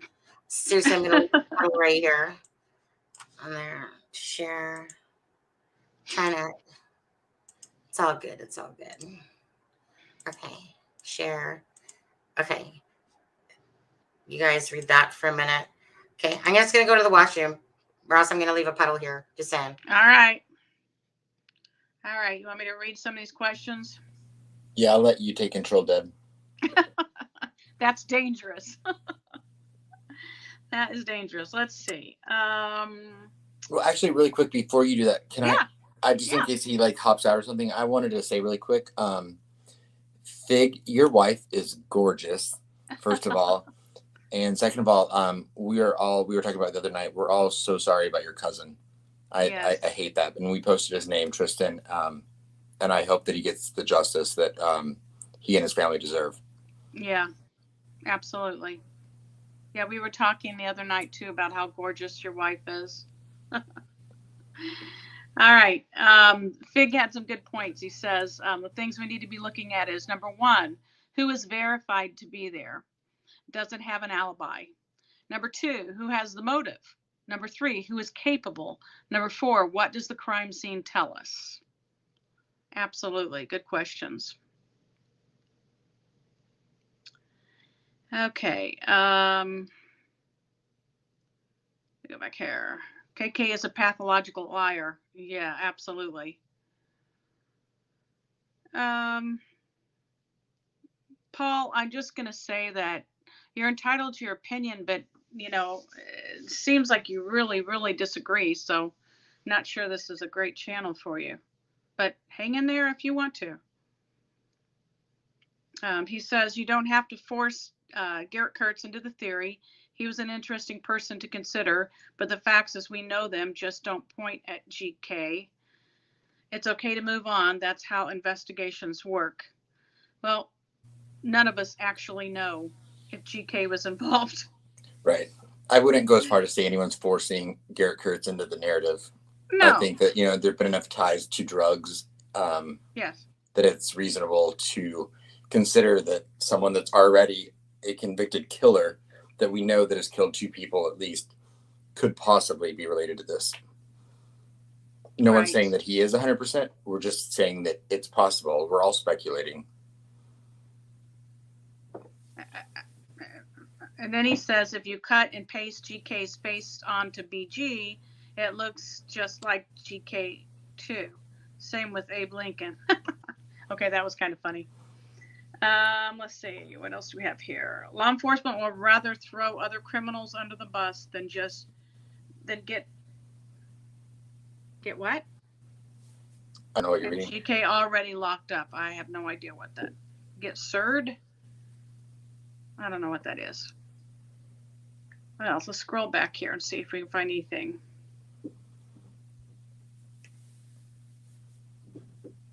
Todd is still saying the video enhancement is not accurate, too pixelated. Well, Todd, I love you, but you're wrong. God. Can't you just agree with me once, Todd? And Adam, I like how I walk away and all of a sudden you're like, oh, let's see here. Fig, your wife is so beautiful. I never hear him go, Sonny, you're so beautiful. Never. I know she's beautiful, okay? You don't got to rub it in my face. You could just be like, Sonny, you know what? You make me smile on my rainy days, Sonny. You're so beautiful. I mean, I know you're beautiful. I see your face every day. But I'm literally taking a pee, and honestly, all I hear is, Fig, your wife is so beautiful. You see and I was just like, come on, pee, come out faster, because I got something to say. That's you said it too. You were the one who brought it up the other night, how gorgeous she was. I know. She is. Little jelly, just a little. Not really, but you know what? She's very You're beautiful. Both beautiful ladies. So I like how he said, so that's why he's nice. Yeah. Yeah, exactly. No, my husband, okay, so yesterday, just as you're reading, one sec, Deb. So yesterday, my husband, him and his brother go out to the store and he comes back and I think he has their Burger King or something. And he forgot to get me onion rings last time. Yeah. So I'm just like, because I was lying on my side and I said, oh, honey, could you take it out of the bag for me? So he takes it. He's like, at first he's like, oh, no, can't you? And I'm like, but honey, I'm lying on my side. Can you do it for me? And he's just like, okay, takes it out. And so he gives me an onion ring. Yeah. And then I went to go grab it. And he's like, no. Let me finish. Here you go, honey. And I'm just like, right. This is him when he's being sarcastic and going, look, princess bitch. Okay. No. Here, honey. No, stop. Don't even, that onion ring's too heavy for you, honey. Let me put it to your mouth for you. But it's so cute. And he always does that. I'm not a princess, but he does treat me like one. Just saying. You deserve that. On there. So anyway, yeah. So, Deb, whatever you were saying. I was just reading some of the questions until you got back. I'm sorry. I know. I was just a little angry when I heard this. Oh my God, your wife is so beautiful. And it's like it was like having a bullhorn to the mouth as the because that's about a good 20 feet away to the bathroom, yeah. And I'm just like, oh, really, Adam, really, Adam. Anyway, When Sunny's away, when Sunny's away, I know play. the friends betray. Is that how it goes? Okay. Anyway, go on. Go on. What am I doing? I don't know. Whatever you were reading. What Todd said, Debbie, but it's not accurate at all. I can see how it was created. It's merely put together to show how the face moves and to make it look normal. From my understanding, he's referring to the Finnegan picture, right? The video from which Finnegan shows how he got the image that he used, and it was nothing but sharpening and contrast, correct? Yeah. What he did was he told you step by step, because he said I think this is what we have. We have a contest of the balls here, because Todd's saying that he's been in photo something, and then this other guy's been in photo editor. So he was saying back in 2017 they didn't have the programs to exactly show, but now so he was basically showing how the alignment of the nose and the mouth is there. So and then he would tell you exactly how he did it to achieve, just to put them back into proper order. But the thing is that this is what's hard. For me, it's hard because I already know who it is for me, okay? So it's just giving me a sharper image of them is all it's doing, really. Because I know that no matter which picture I use, I can still accurately say when people, like how I was using that one picture mostly with the black and white one of the BG, where now I did that purposely to show the microphone more so. But anyways, I still know the markings of the BG. So I still know that when I show people in a picture, like here's 2 bumps on the camera, and then there's 2 bumps on the BG or whatever like that. So then it's like, to me, it's still, like I said, people can think that they're manipulated. I'm sorry. I feel like I'm a professional after staring at over 50,000 pictures. Right. I feel like I got some of my own freaking rights here. I don't really care what rights there are. I just feel like that I didn't need 20 years to do anything. I just needed like 50,000 pictures to go, in practice to go, I'm not so bad at this stuff after all. So anyway. Adam, did you see Fig says, I got some country club road info for Aspen, so he won't call me an edger again. Yeah. And yeah, he said, I'm reading it right now. TT and Kagan's grandparents live 2.3 miles apart. TT lives right across the cemetery, of course, and TT's house is a 45-minute drive to the High Bridge. Yeah. Wow, it's 45 minutes. Wow, I didn't realize it was that far. Yeah. Yeah. So maybe that's where his phone was. I really don't feel like, you know what? I mean, because I know how people are, but I'm just going to ask the people that are watching right now, how many of you guys truly think that TK and KK, meaning Tony Klein and Keegan Klein, actually participated in the murders? Not that they helped with the Dropbox thing, but that they actually participated with the murders. So one, if they did participate with helping with the murders, or 2, if they didn't. I'm just curious what people are still thinking out there about that myself. And I think that this Paul person that's on here is confused, and he thinks that we're saying that Garrett Kurtz is the bridge guy. We're not saying that at all. So I don't know why you keep bringing Garrett Kurtz up. We're not on the Garrett Kurtz bridge guy trail. You're confused. Yeah. So anyways, it was 1 if you do think that they were involved in the actual murders. Oh my God. Okay, so there's people are coming in. Okay, so 2 is no, 1 was yes. I myself think it was to do, again, that someone from Kokomo, or whatever you want to call it, the Kurtz crew, Palladino crew, the druggies on this side of Delphi was the revenge towards whatever. And with the connections. Yeah, that's right. Joke on it. But yeah, so so for me, it's like I don't see that TK and KK had anything to do with it, besides that they know at least Keegan Klein is a full-fledged liar. That guy is so full of shit. Every time I read that transcript, I'm just like, dude, like you just feel the line coming out of the page. It doesn't matter what he's talking about, whether it's Emily Ann, type of thing that he doesn't know, and yet he's got Emily right down his arm. The guy is just literally a liar. But what I totally see is that it's just a protection. Right? I mean, it's just a protection, because he knows damn well that him and his dad, or whoever, doesn't matter if it's him and his dad, him and his friend, or whatever, we're doing shit for child porn shit and doing things and getting pictures and selling their pictures probably on, like I said, the dark web and da-da-da-da-da-da. I just think that through connections, that because of that knowledge, they were able to use that knowledge to lure the girls there. Right. I mean, because there's no coincidence that the name Emily Ann, we know where it came. Because Emily is the relative, and Ann is Tony's mother's maiden name. But how creepy was that picture I sent you guys today of of Kagan with the little girl sitting on his lap? Oh yeah. I know. Knowing what we know now, I was like, oh.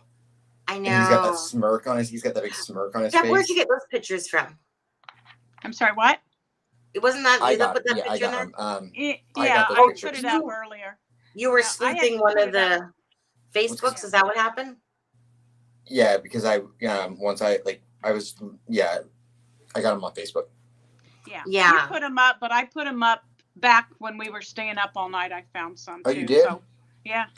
Deb. You were sleeping on it, dude. God, Deb, I thought I was so special. Adam, you are special, honey. You're special.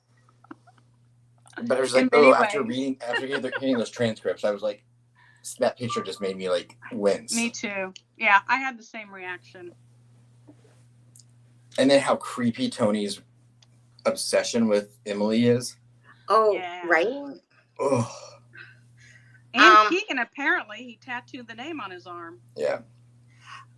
Wait, but yes, honey, read email ASAP and the pics and all I sent you. If you can do well, love. That's still here. Oh my God, that's all. What? English freaking people. Okay. Hunting Evil. Look at me. What you need to do is send me an email that makes sense to me instead of broken down paragraphs, all right? I'm not absorbing them. I'm not really understanding everything you're saying to me. When somebody knows a whole bunch of shit, but the person reading doesn't know shit, and that's me, okay? But that's me. And so it's kind of like he's gone down avenues, and let's see. Okay.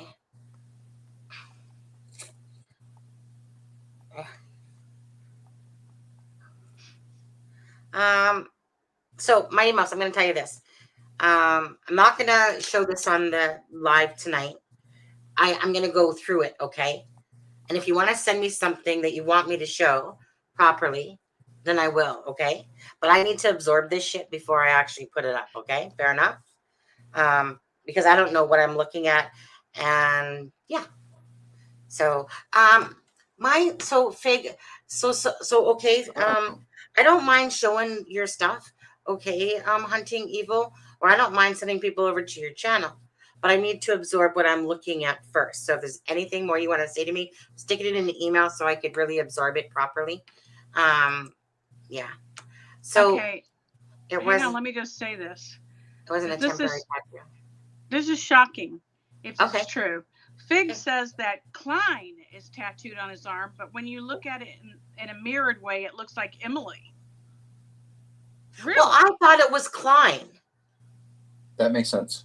I Okay. had heard it was a temporary tattoo, so I wasn't sure. I Okay. thought he had one on each arm. Maybe So I'm wrong. my Go thing ahead. was this, is that when Matt Sullivan, was showing me, I always get kind of a little bit pissy about this because it's only because of the way he did it. But regardless, Matt Sullivan showed me that tattoo on his arm when he said that that wasn't in the thing. So I looked at it and I looked at it and I looked at it. Okay. And it looked like Klein at first. And then, because that's what I believed. I was like, well, why would he tattoo Emily that big?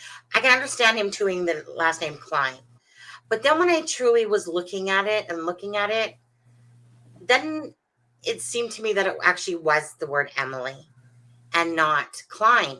But yet, and it was only because when I saw it in reverse, on the side that it was truly on, you know how the Y has a thing at the end, little tail.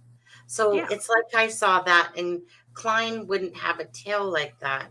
So I mean, I can go revisit that tattoo because I thought it was Klein, and honestly, I stared at it, brought it in, and I was like, ah, shit, it does say Emily, But I really thought that it looked like Klein up until I saw it on the side properly. Yeah. Well, I thought it was Klein, but then I had to whatever. But just for the sake of it, one day I'll go back to that picture. Because it was only because of the stupid Y at the end. Because I was like, well, who would tattoo big ass Emily? Right. But then someone said that was his stepsister and shit, or that's what whatchamacallit said. Wish you would share these pictures, Sonny. What pictures, Judy?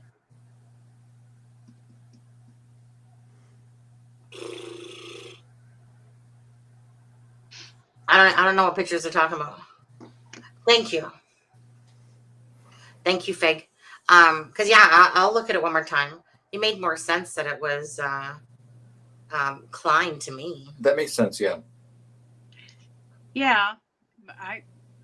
There wasn't something on each arm. I thought there was something on each arm. No, it's when he was No? looking in the mirror. It shows off on this arm, but obviously but it's truly on this arm here. Was that on his Facebook? What was that on? Wish you to show the pictures. I think Fig's sending her the picture. Okay. Huh? Awesome. I'm not sure what Judy's saying now about pictures. Is she trying to drop a link? Oh no, well, she's a mod, so she should be able to. Tattoos. Who? Judy? Judy. Yeah, it says Klein. Show me it again, because honestly, I thought it did say Klein. And then I was just like staring at going, fuck, it does say Emily. Because it was the twisty at the end, and I was like, Can I read one comment really quick? Yeah, go ahead. It's John was saying earlier in the chat that he thinks it was irresponsible for the girls to be out in the wilderness in this day and age. And he just said, I never said their murder was justified. I said it was extremely unwise for them to be out like that. Any honest person would agree. And I will just say that if you really look at the context of the size of Delphi, they weren't out in the wilderness, really. I mean, you're a 15-minute walk from City Hall. So, I mean, it's really literally right there across the street from, residential areas. It just looks like it's out in the wilderness because of the forest around it. I'm going to agree with the fact that, you know what? Back when I was younger, I was 8 years old and we could walk a mile or two and go anywhere we wanted. And my mom wouldn't have known if we were in the cornfields or whatever. So I'm going to disagree, because this was a common thing that they would have done. That people, it would be a normal small town thing. Yeah. So I don't even want to think that it's irresponsible, to be honest. Right. Myself, that's how I spent every day of my childhood. They were knew where I was. 14 years old. Yeah. That's exactly the time when they go out, whatever. Now, if Abby knew that she was not supposed to cross that bridge, but then Abby knew that she probably wasn't supposed to have a Facebook, and she wasn't supposed to have a freaking Instagram account, and she wasn't supposed to have this, but she did anyway, right? So I don't think it was irresponsible of the parents, but I definitely would have said to my child, don't even think about going over that bridge. And Meaning, they may have, but you know, right. I don't think so, though. It doesn't sound like that's something Becky said. It sounds like something Anna would have said, but it doesn't sound like something Becky would have said, because Becky, the way she talks about it is that, yeah, like they've, they've been well, over did that Anna bridge even know they were before. out there at the time, No. or did Anna just think they were at Libby's hanging Yeah, out? I don't think that Yeah. Anna knew. No, But Anna didn't know. And I I'm don't. sure I Anna think it was was probably completely really innocent that the pissed. girls would be out there, and I think totally normal. Yeah. But that's just my opinion. Plus, I mean, I Yeah. would rather your kids be outside doing something than playing video games inside or on Snapchat. Yeah. Go outside and get on Snapchat. Yeah. Right. Yeah. The only place that I would say that, and I don't think it's I don't think irresponsible is the word, but the only thing that, if they did know there was a threat, then maybe that wasn't a wise thing to let them go out without an adult there, you know? Right. If there was a threat. But we Mhm. don't know that. Yeah, we don't know We if there don't know was. that. Correct. Yeah. I just, John, yeah, I get what you're saying. Yeah, I get the fact that kids are more pampered nowadays, and they're I'm very sure much no one does in Delphi frequent. now. Hey, what'd you I'm say? sure no one does in Delphi now. Oh, Yeah. I bet they do. Yeah. I mean, at the end of the day, they were old enough to go out Right. and do that stuff. I don't think of it as bad parenting or anything like that. You know what? At the end of the day, things fell into place the way that they were meant to fall into place, sadly enough. It's not just good things that happen, it's bad things that happen as well. And Journey said to me, the wilderness is any location that is not within view.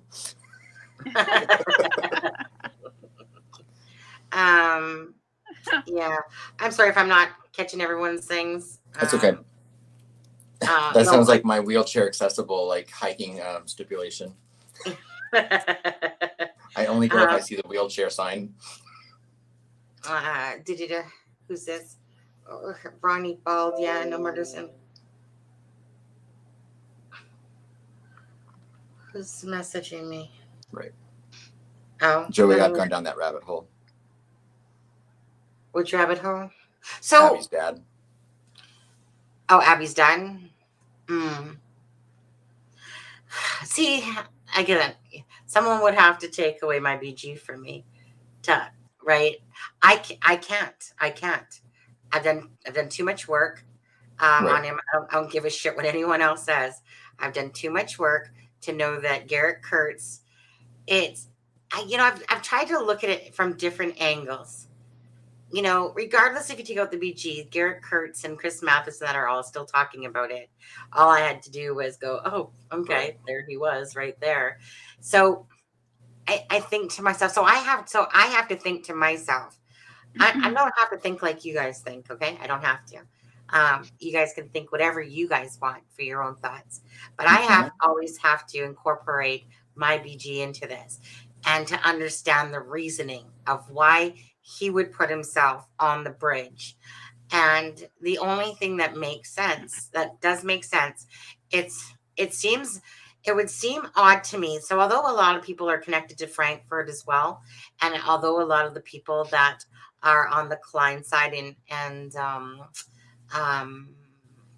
the Garrett Kurtz side and Palladino side, well, I'm kind of thinking of Peru versus Delphi in a sense.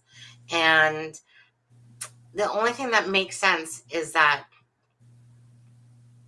he was asked to do there. He was paid to be there and do his role in it. That's how I see it so far still.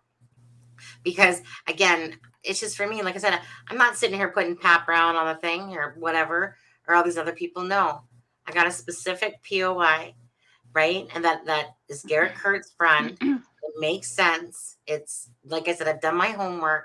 So you guys can figure out your own storylines or whatever.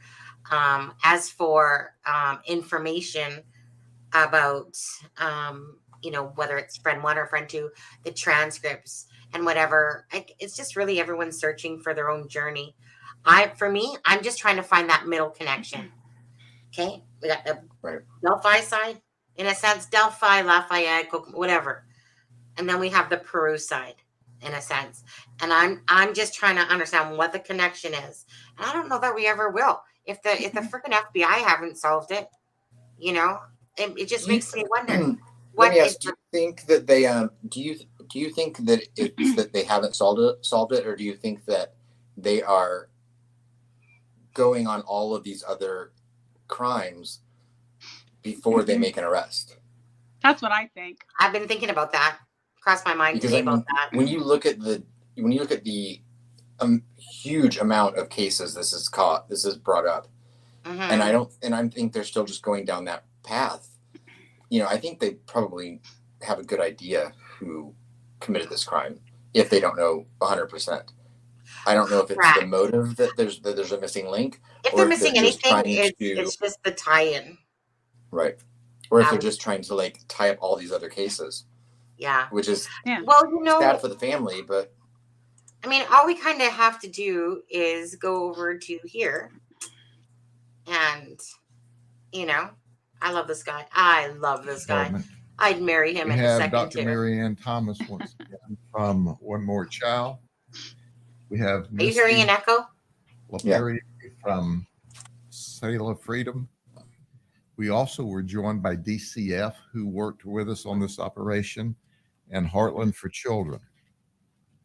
And it all started with Operation March Sadness 2, 2022, on the 8th of March. Now, we don't think basketball should be able to dominate March by itself, so we have our own bracket, but instead of brackets of winners, we have brackets of losers. And we're going to go over and tell you some of the absolute, not only sadness, but craziness that we saw during this last operation. But I am eternally grateful for our police chiefs, because we wouldn't be able to do this unless we all work together. And my fantastic detectives that work so very hard. And certainly our counselors, because they join us in every operation. They work a lot of hours so that they can be there the instant that we identify and help us identify the victims of these human operations. It's unbelievable, the victims we get with our human trafficking operations. And we identified one this time that I'll talk about without her name. Many times it takes follow-up investigation by this wonderful team of counselors in order to get there. But let's start with Mr. Finley.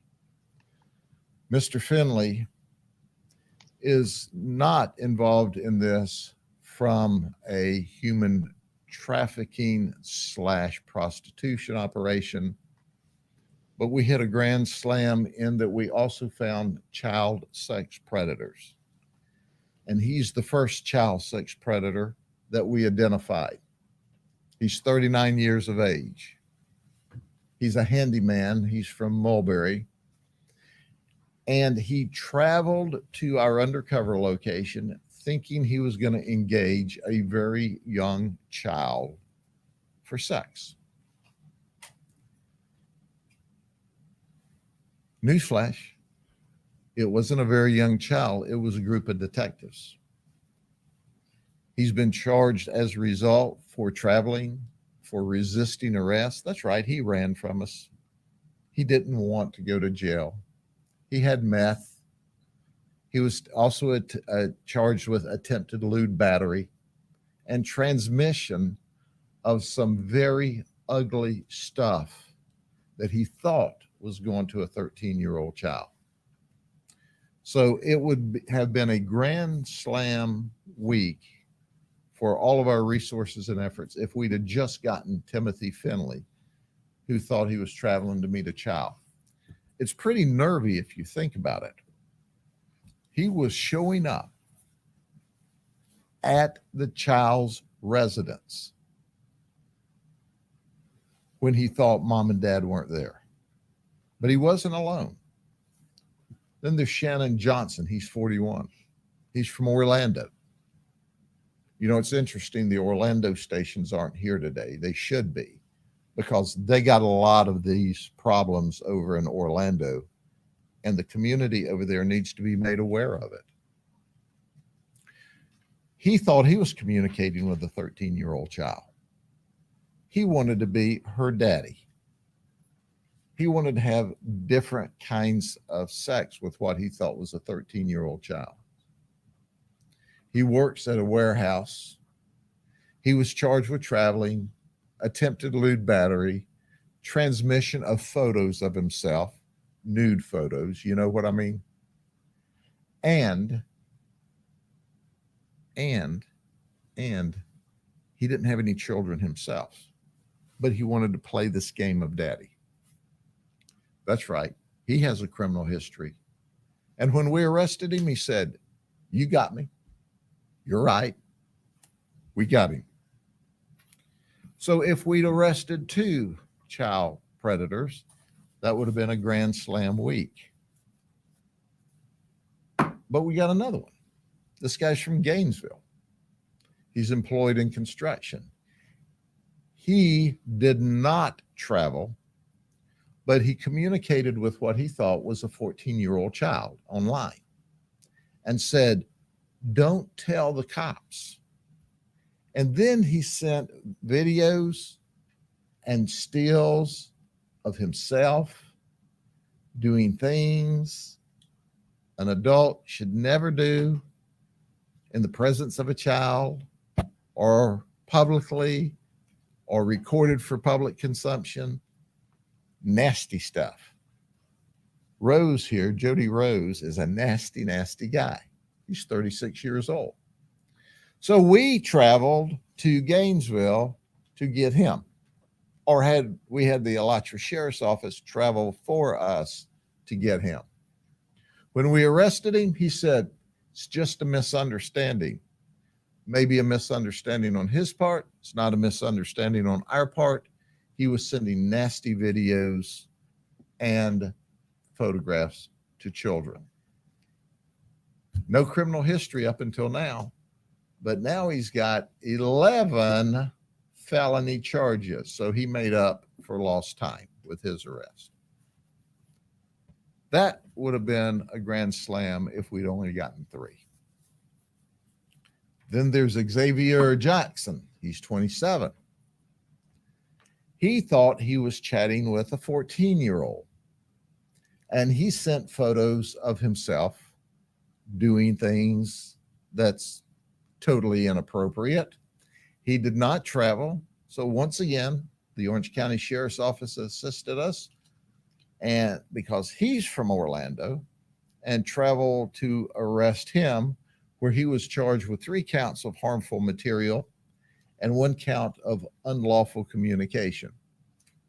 Oh, did I mention that he just happens to be a lifeguard at the Polynesian Resort for Disney? You think there's a few children around there? That's right. I didn't stutter. He was a lifeguard at the Polynesian Resort for Disney and was bragging about that. So we were able to arrest 4 predators in this operation. This is huge. 4 arrests of this magnitude in a week is simply remarkable. But let's move on. These guys weren't predators, but they all have something in common with the last arrest. They work for Disney. So you have Wilkeson Fadell. He's 24. He lives in Orlando. He thought he was coming for sex. He's been a Disney employee for 4 years, and he works at the Cosmic Restaurant in Tomorrowland. Except now he is in the county jail if he hasn't made bond yet. And then there's Shahab Malav. He's 27. He's a software developer for Disney. He's worried because he's here on a work visa from India. He thought he was coming to have sex with two ladies. Surprise, once again, undercover detectives. Then there's Ralph Leese. He's 45. He lives in Winter Garden.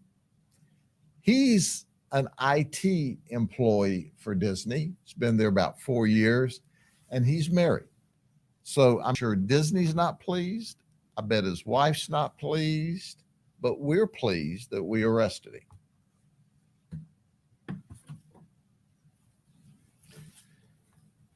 I'm going to tell you about a trafficker. It's not often we arrest traffickers at the undercover site, but we did. And normally when we arrest traffickers at the undercover site, it's a male. Let me introduce you to Tiffany Nash. She was the trafficker of a young lady. Tiffany's 32 years of age. Why she's not been busy committing crime, because she has 61 previous criminal charges, 41 of them felonies and 20 as misdemeanors. She's the manager of the Kentucky Fried Chicken in Orlando. Now, I just don't believe I'd want any finger-licking good chicken that she touched. Just saying. What she does is she would set up the deal. And then she would force this young lady, this victim, to come along. This deal was for $300. If this lady were lucky, she would get $20. So the lady, the victim, Ubered over, followed by Tiffany to make sure that the deal went right, and Tiffany got her money.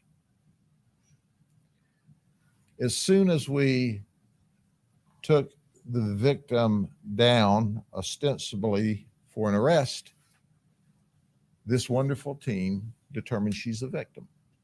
So she's not criminally charged, and she's not up here on this board because she's immediately turned over and treated as a victim, not a criminal suspect in an event. So Tiffany's been charged with human trafficking, deriving proceeds, possession of cocaine, possession of meth, possession of paraphernalia. And guess what? She's not managing the Kentucky Fried Chicken place today. She's in our county jail.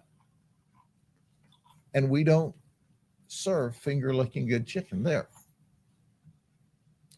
The victim has been turned over for services. Then we have Daniel Peters, 66 years old. He thought he was coming for a girlfriend experience, kind of a date. He went on an escort site. Oh, can I show you the other picture of Daniel Peters? This is the Honorable Daniel Peters, who is a retired judge from Cook County, Illinois, or the Dishonorable Judge Peters from Cook County, Illinois. And when we were doing our follow-up investigation to validate all of this, what did we find out? He also retired from the Cook County Sheriff's Office, according to him. That's right. He said he was a special assistant in legal affairs, and he worked, are you ready for this? In the Office of Professional Regulations, where he was a director. You're kidding me, right? No, I'm not kidding you. As my old daddy would have said, that's a known fact. He said, quote, I've been on the other side of this. Well, I'd like to ask him today, so which side do you like best? Now that you have been the prosecutor, you've been the judge, you've been at the state attorney's office, and now you're the defendant. So we locked him up in the county jail. He says he lives in Palos Hills, Illinois. He requested an attorney. Well, Judge, you need an attorney. you got problems. He went to the jail in Polk County.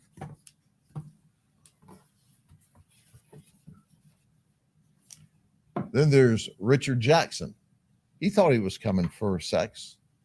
This guy wouldn't be particularly interesting out of the group. He lives in Orlando, but he worked at a family amusement park called the Fun Spot, around children, around a lot of people. So we thought it's worthy for people to know, if you go to the Fun Spot, if they still employ him, you need to know that he will do illegal things for money.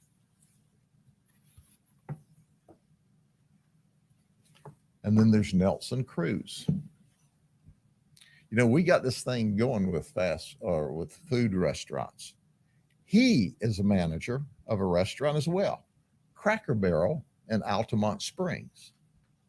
He's married. He's worried as well because he's here on a work visa from Honduras. He thought he was coming to have sex. Now, he lives in our county, but obviously he hasn't got the message yet. You know why he said he did this? Are you ready for this? He had an argument with his wife. So he decided that I'll just go have an event with a prostitute. I bet his wife's not happy. I'm just guessing. He's arrested. And we don't serve Cracker Barrel at the jail, so he won't have to worry about seeing delicious food, only nutritious food. And then there's James Compton. He's 42. He's a graphic designer. He wanted to have all kinds of sex, and he wouldn't be particularly interesting, except for the fact his 17-year-old son was refereeing a youth soccer game across the street. Hey, I guess he just got tired, right? Let's see. My son's refereeing this youth soccer tournament. I don't have anything to do. I think I'll go across the street and have sex with a prostitute. There's you, an all-American dad. So he has a criminal history back in 1998 for lewd battery. So the night's wrapping down. We have arrested this child predator who resists us and runs. So we have to tase him. And as is our protocol, when you tase someone, you have an ambulance run an EKG strip to make sure everything's all right. So we have to call an ambulance to the scene, and a fire truck shows up. We've got another undercover deal, cooking. So our undercover people try to blow off the deal. Hey, we'll do it tomorrow. Here's the deal. There was a guy by the name of Seth Phillips and Christina Garrett coming from Bradenton. Christina is Seth's girlfriend. Follow this now. Coming from Bradenton, where they're to be paid $1,000 to have sex with two undercover people. They think this is going to be $1,000 in their pocket. They're going to have sex. Going to be a great evening. However, Seth left his wife at home while he shows up with his girlfriend. So he gets in the area. We have the guy resist. Now we got to have the fire trucks there and the ambulance and the EKG strips. So we text, our undercovers text and say, hey, the cops are here. Told them the truth. Ambulance is here, fire trucks here. We'll do it tomorrow night. Seth, who's a former Marine and a Lyft driver, is not happy. So here's what he says. I'm mad. I've come all the way over here for $1,000, and now you're blowing me off. You are going to pay me $100 for the ball of meth. You are going to pay me $500 for the cancellation. If not, you better have a lot of friends with guns and a chopper. You'll sleep well if you pay knowing that the boogeyman won't come. And then he continued to threaten. And guess what? He showed up. That's right. The ambulance had cleared out. Fire trucks had cleared out. We'd shut the operation down for the night. The detectives were in the house when they noticed on the camera, a car pulls up. This guy gets out of the car along with Christina. He does not walk to the house. He sprints to the house, gun in hand. You see where this is going. So our detectives, who are simply the very best, they say to themselves, "Self, we think we ought to have a gun since this guy has just arrived gun in hand." We open the door with 4 of our guys with guns, and he's got a gun above his head. He's coming down with his gun. Christina saves his life by jumping in front of him. He puts the gun in his waistband, so we don't know if he's bringing it down to point it at us or he's counting 4 guns and he brings it down to put. It is that close to a shooting. Microseconds. We take him into custody. He's charged with 4 counts of aggravated assault with a firearm, attempted robbery, possession of meth, extortion by threat. Christina's charged with prostitution and possession of heroin. And he made the statement during the interview. He became totally cooperative at this point and said, "You would have been right to shoot me." Well, I appreciate his understanding of the gravity of the situation. But because our detectives did exactly what was right, and because Christina got in the way, and she gets credit as well for him being alive today, because this was a very tough situation. I'm going to turn the podium over real quickly to first Chief Andy Ray, a dear friend of mine and a professional, consummate professional law enforcement executive, as are my other friends and colleagues here today, for a few comments. Chief. Good morning.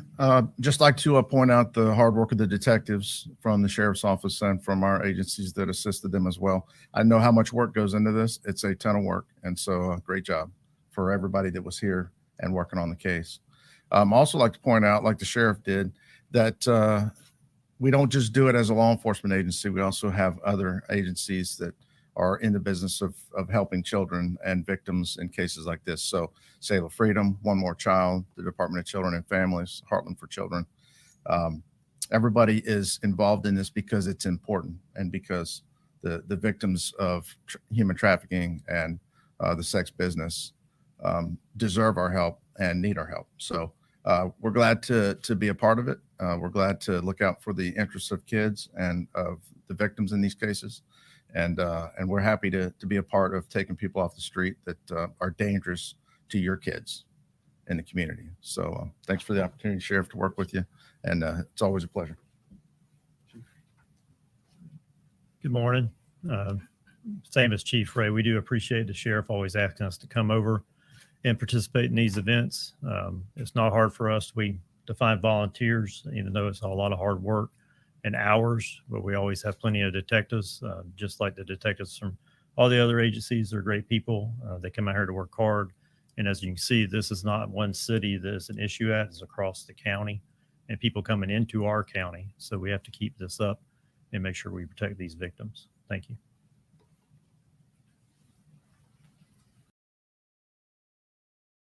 I'm gonna stop it there, guys. You guys can go watch it yourself. That was just them talking at the end. I think that was just a few weeks ago. Like that was just like last week or something like that. Yeah, it was. Yeah.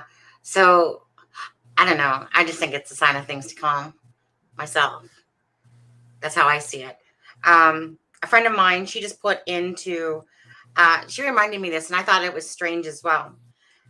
She said on the tape that Carter, around the 1 hour and 27 mark on your video, okay, so regardless, Doug Carter interview, he says, I'm confident that there will be a successful conclusion for Abby and Libby, Mike, Becky, and Anna.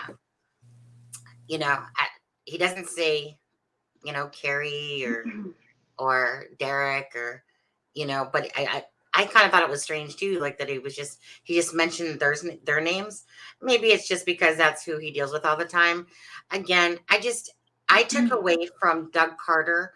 And like I said, my husband, he wants to go to bed here soon. Actually, he wants to watch The Curse of Oak Island. And so, yeah, I like that show. Anyways, so I just took away from Doug Carter in his last thing.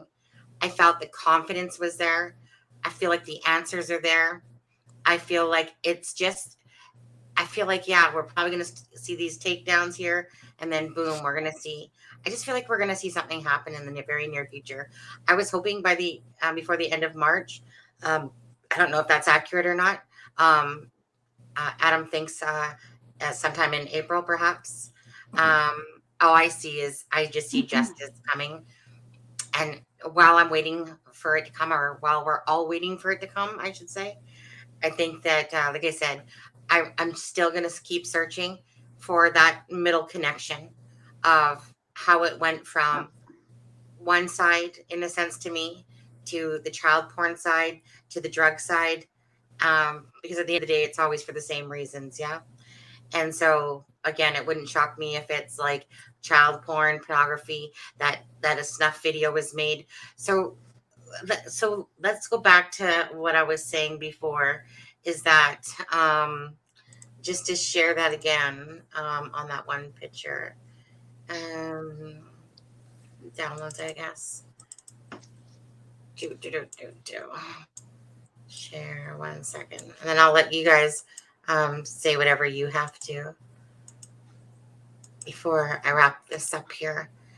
I'd really like to do a video putting out my entire thought process myself, like of kind of what, you know, like, I mean, put it back, you know, kind of like how I did Delphi 3, the cryptic note one.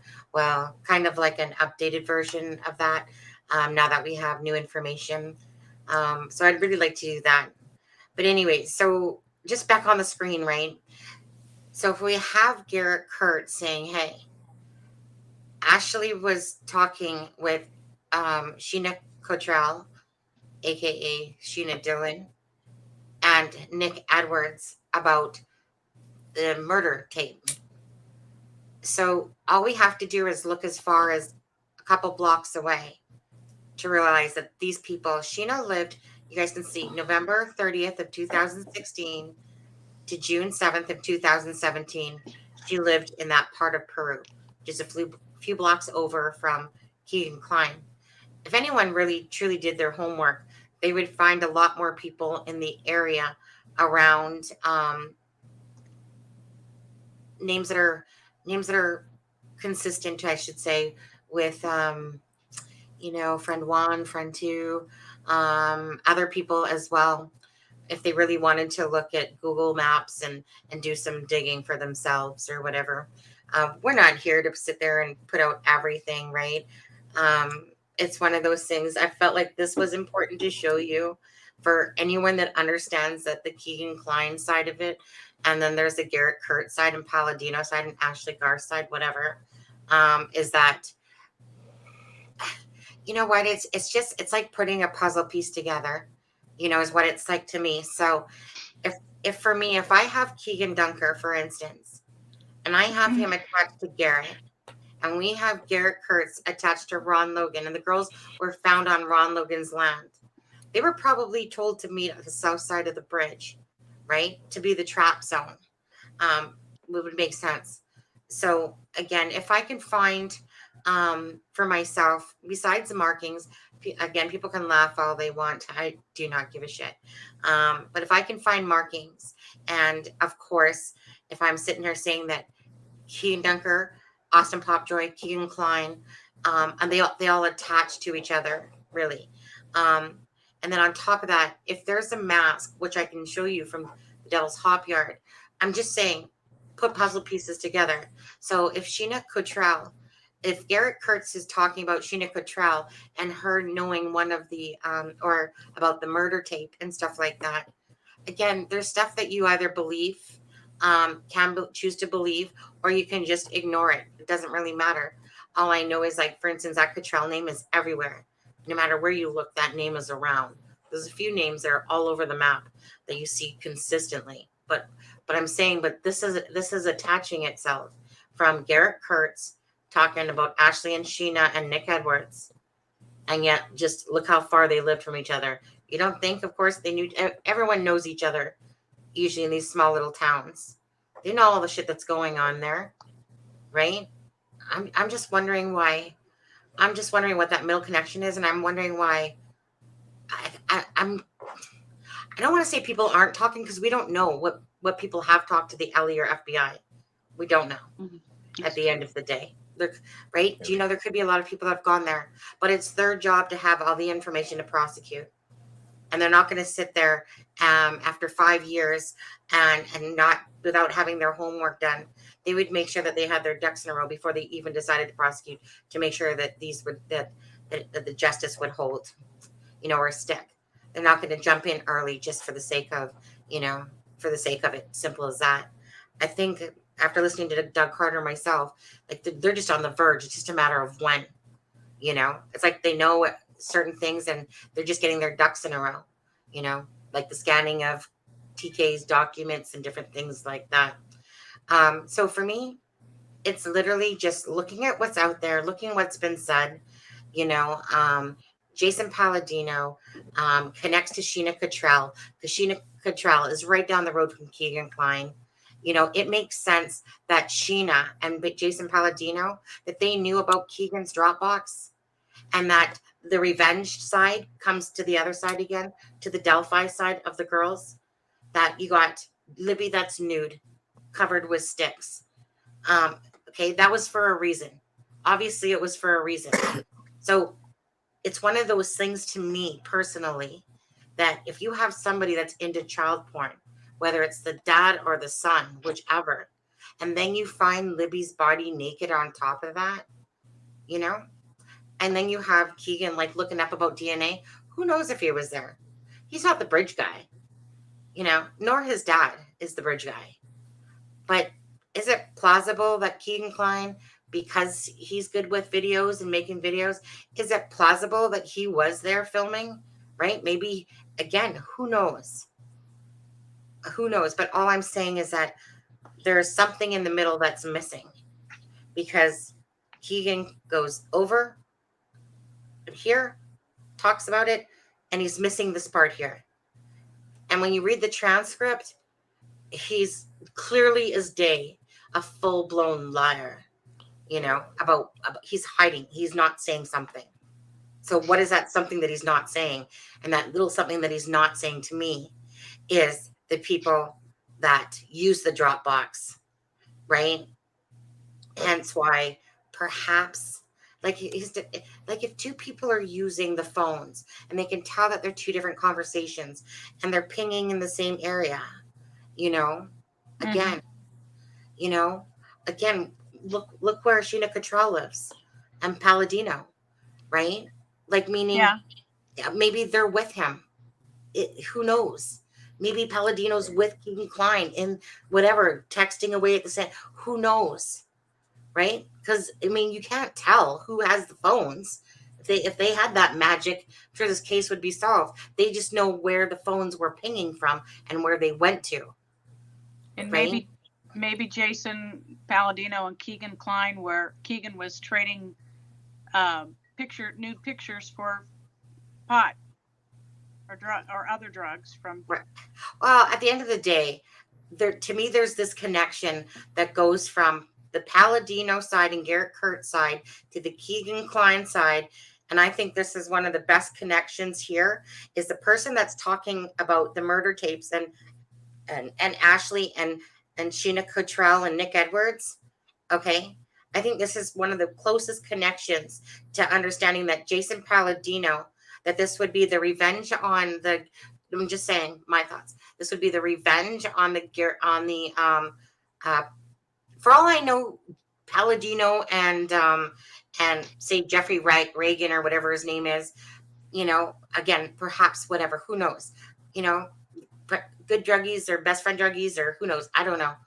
All I'm saying is that to me, this is one of the biggest connections to look at for me, from anything that we've looked at, from anything that's being said that connects, right?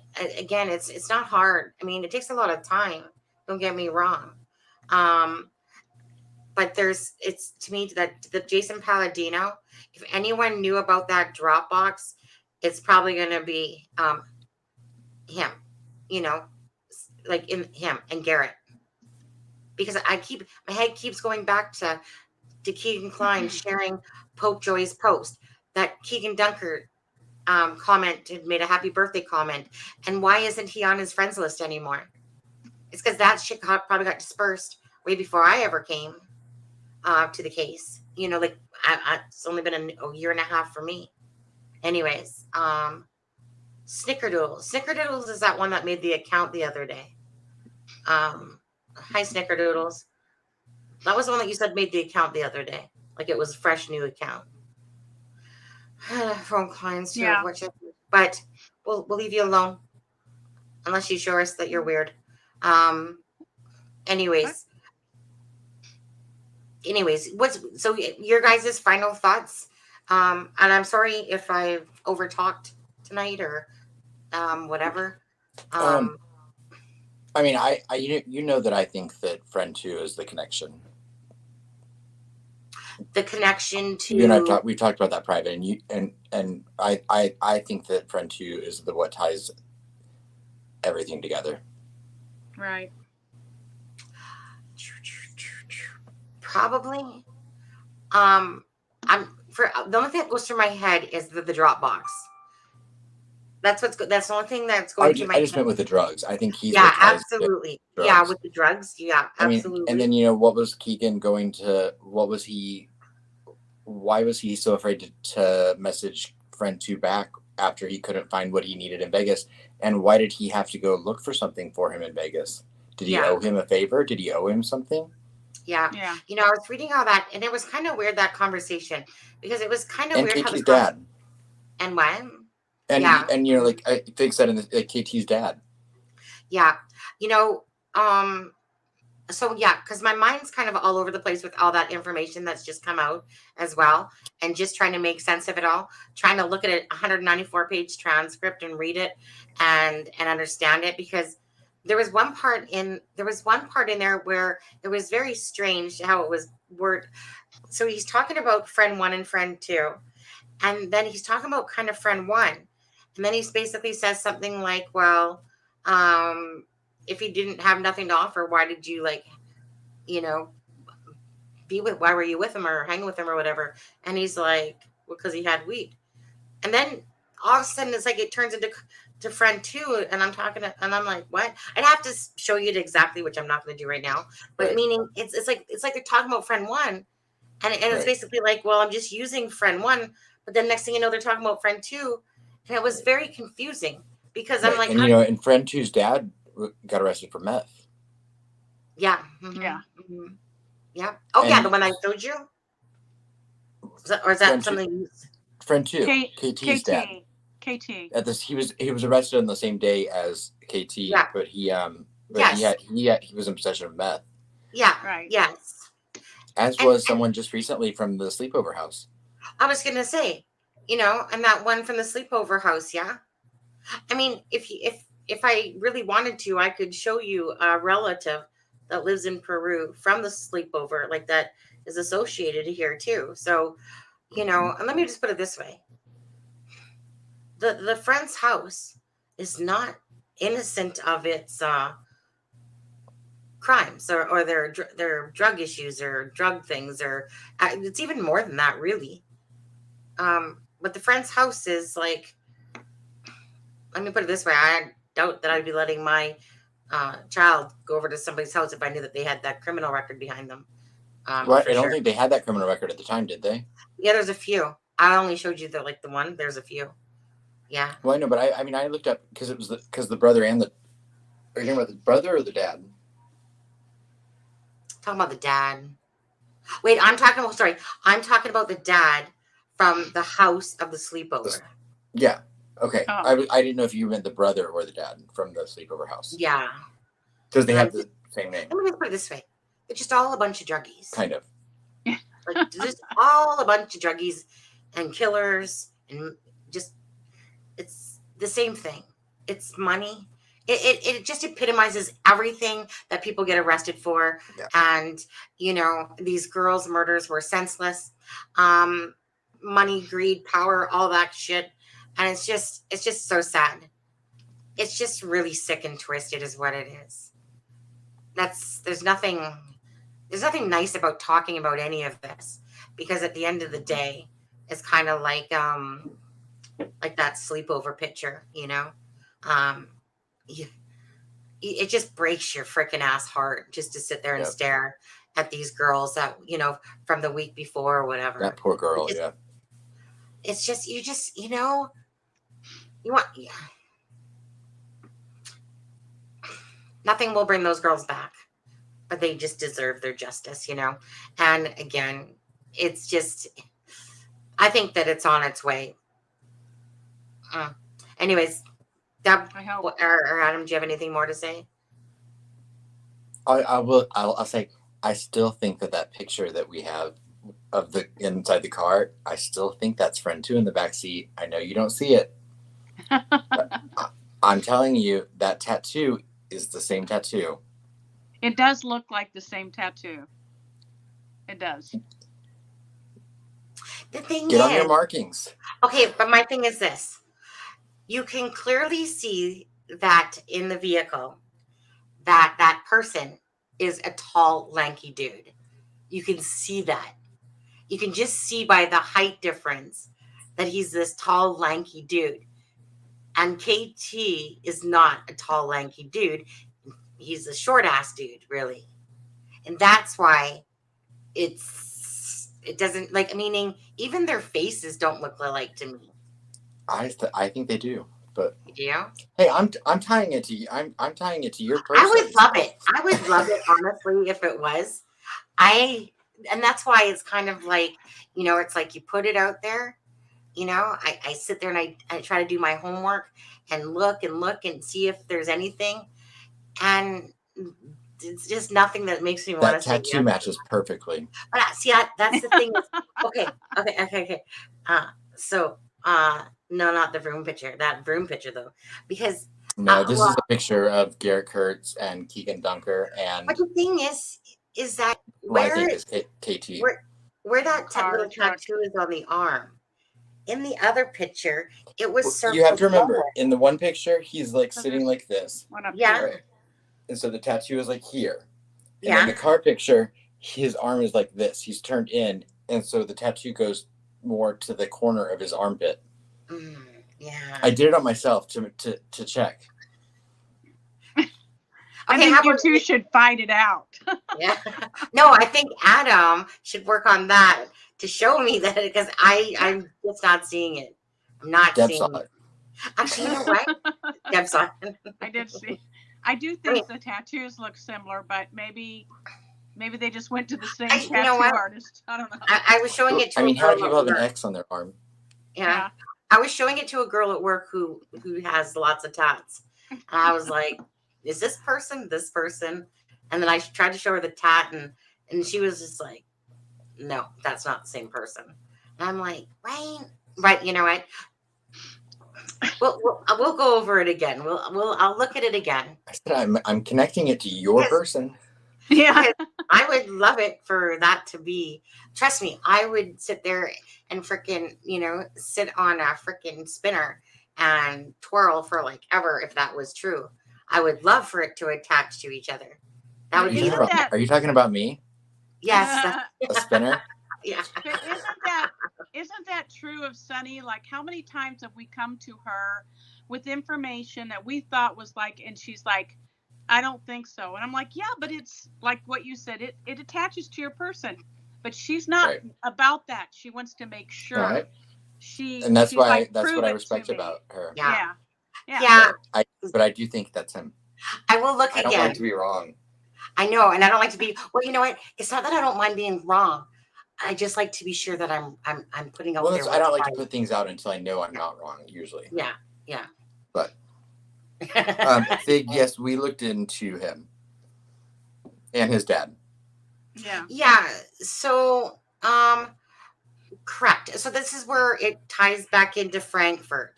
So, so I mean, if he puts a name out there, whatever. Hey, you guys, Keith Naher. His name's out there. Yeah, Keith Naher. He's the guy that impersonated being a police officer.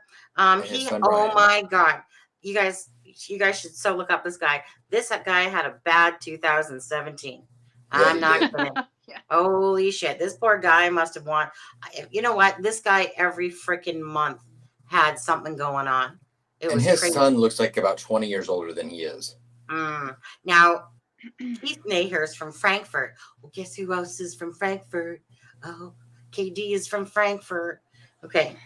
So that's where in my head I go, But the thing is, so just go on the ride with me here.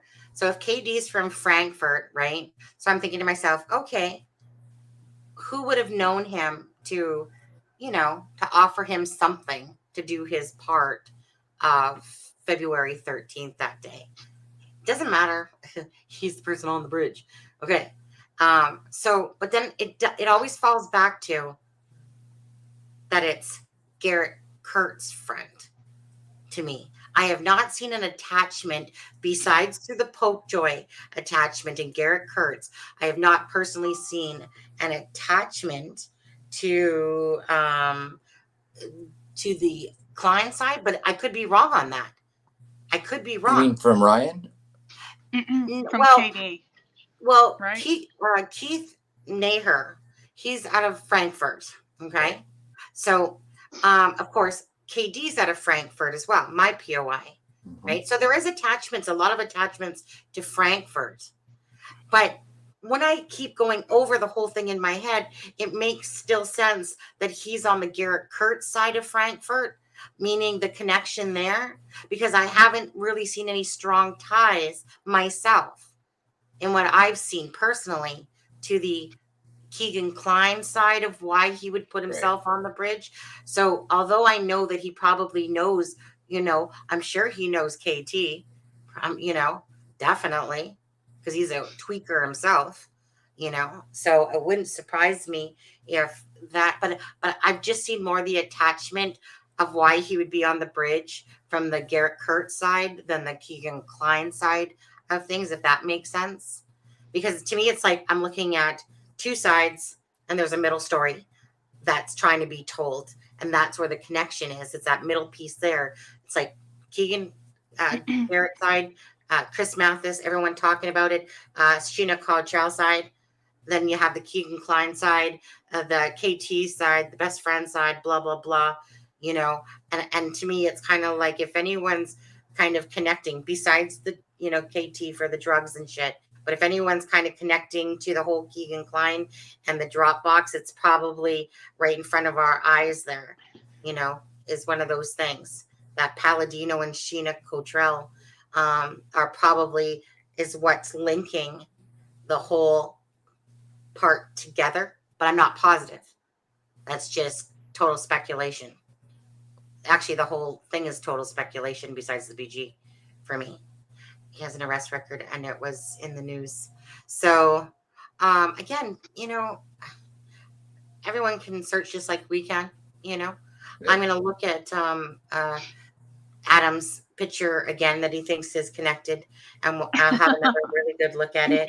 I'll look at my emails in just a little bit here. Garrett Kurtz's father was an animal abuser. He had a few different things for that, actually. It's just a bunch of meth heads, bunch of druggies. Yeah. How far does it go, though, right? How far does it go? I still think that the girls were killed for revenge. Anyways, Adam, what's your final thoughts on that about Anyway, what's your final thoughts on this whole thing so far?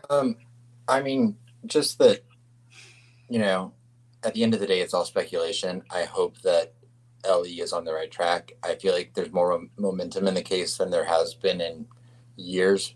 Yeah. And just for Becky and the rest of both of the girls' families, I hope that today is the day, or tomorrow is the day, whatever. Yeah. Because Libby and Abby both deserve justice. Absolutely. Too, that there's a Flora connection in here too. Yeah. That picture that he used on his account, right? The Flora picture with the Flora in it. Mm-hmm. Why else? You mean the Vroom picture? The Vroom. Yeah. Right? Why the hell else would that picture be put on an Anthony Schott account? That in itself was very telling about Flora to me. That there is ties to the Flora, to this whole bullshit in there that I believe as well. And because there's go ahead. No, I'm sorry. I did not mean to interrupt you. I apologize. Yeah, old yearbooks. I tried to look into some of those, but not very much. Yeah, that was what I was gonna say. I tried to go down that path, Fig, and I couldn't find any of the yearbooks online. I went to classmates.com. I looked through people's Facebooks, and if Kagan was on the yearbook committee, I would think that those pictures. You think those yearbooks would be online? But they are, but you have to. Some of them you can access, like Fouts ones, and that you can access no problem. Because they're older, right? So I'm like, but like I tried to find like that whole Kagan's, like that whole like those 20-something guys. I tried to find all of their yearbooks, and I couldn't find them. Yeah, you can if you join up and sign up and whatever. I did.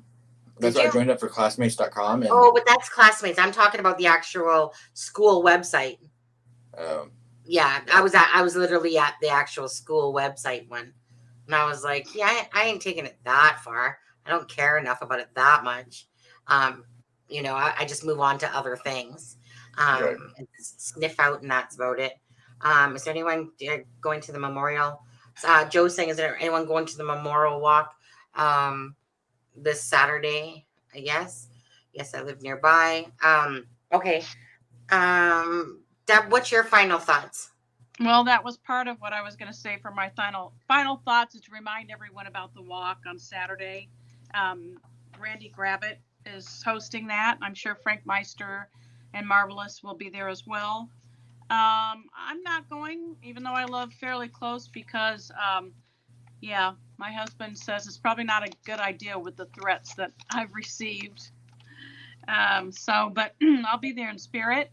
And if any of you can, put it on your Facebook, or hopefully Randy, somebody will do that. That would be great. And you know what, too? Yeah. If anyone is watching this, the picture where Keegan Dunker and Garrett Kurtz are sticking up their middle finger. Yeah. Okay. So if you guys go to Garrett Kurtz's Facebook, you can literally see that picture. What we're trying to figure out is who is the guy that's in the back of that vehicle. If anyone has any idea, this is the one where cut me off. Yeah. Okay. So Adam thinks it's KT. I'm saying it's not. I don't think so from what I've seen.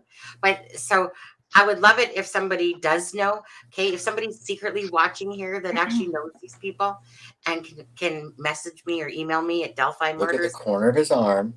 Right. You see the corner of the X tattoo. If you know him, just email me and tell me the name. Okay. I've asked a couple of people around and they don't know. Okay, so to me, he looks like somebody else that's on Garrett Kurtz's Facebook that's also given the middle fingers. But anyway, so yeah, I would like to know who that person is. And Fig, that's your job, detective. Okay, and I even sent you a picture of him with the middle finger.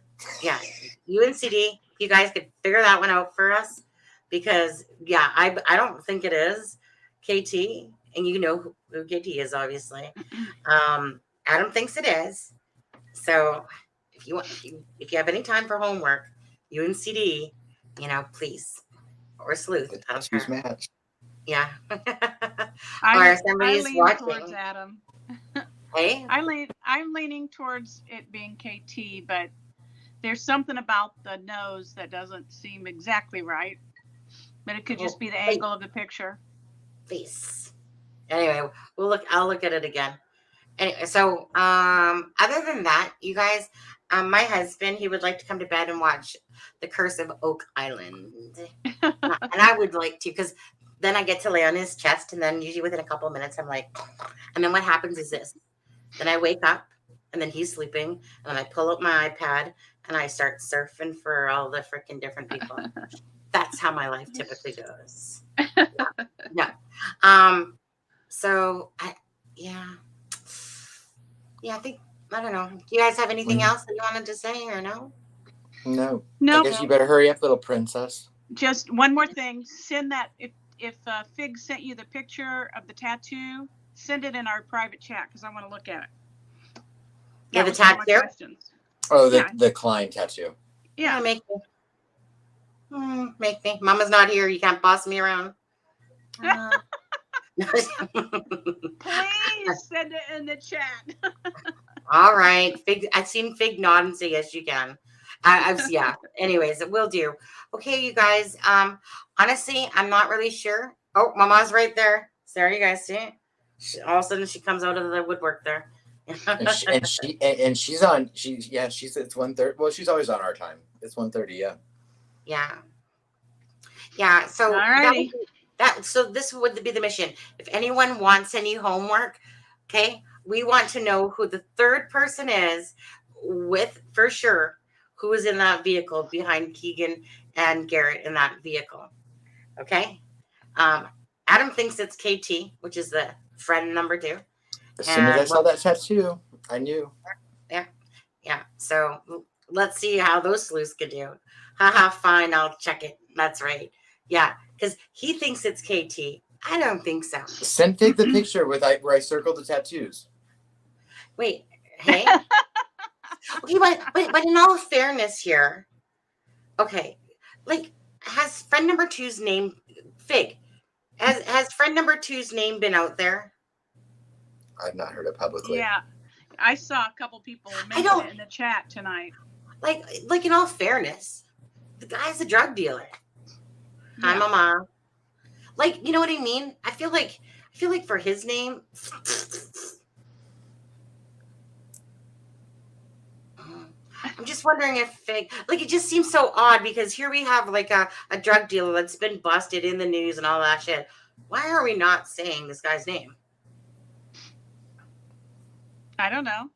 We're following you. The reason I'm You saying said this don't is say because that. the reason I'm saying is because if people know who to go compare it to, then they can kind of look and go, you know. Yeah. So I'm kind of was asking Fig because I don't watch the other channels so much. Yeah. Sonny, can you put up a picture? Yeah, I could do that. Okay, I'll do that quickly. My husband's like, I never believe you. You never say you're gonna go to bed when you get off and you say you're. It's probably what he's saying. Okay, let me just go to his Facebook. To be honest with you, I would say even if his name is out there, his name is not widely out there. And personally, if it does connect to the case, I wouldn't want. Well, you know what the thing is that all anyone has to do in order to figure out his name It's is not hard. go to Keegan Klein's Facebook and look for likes and look for somebody's name that has K and then T. That's it. It's not going to be hard. It's not going to be hard at all. Yeah. And so let's just go to Cowboy's Facebook here. We'll go to that picture. And yeah, I don't want to. Let's see. Where's the? Come on, Kurtz. God, you're ugly, Ashley. That's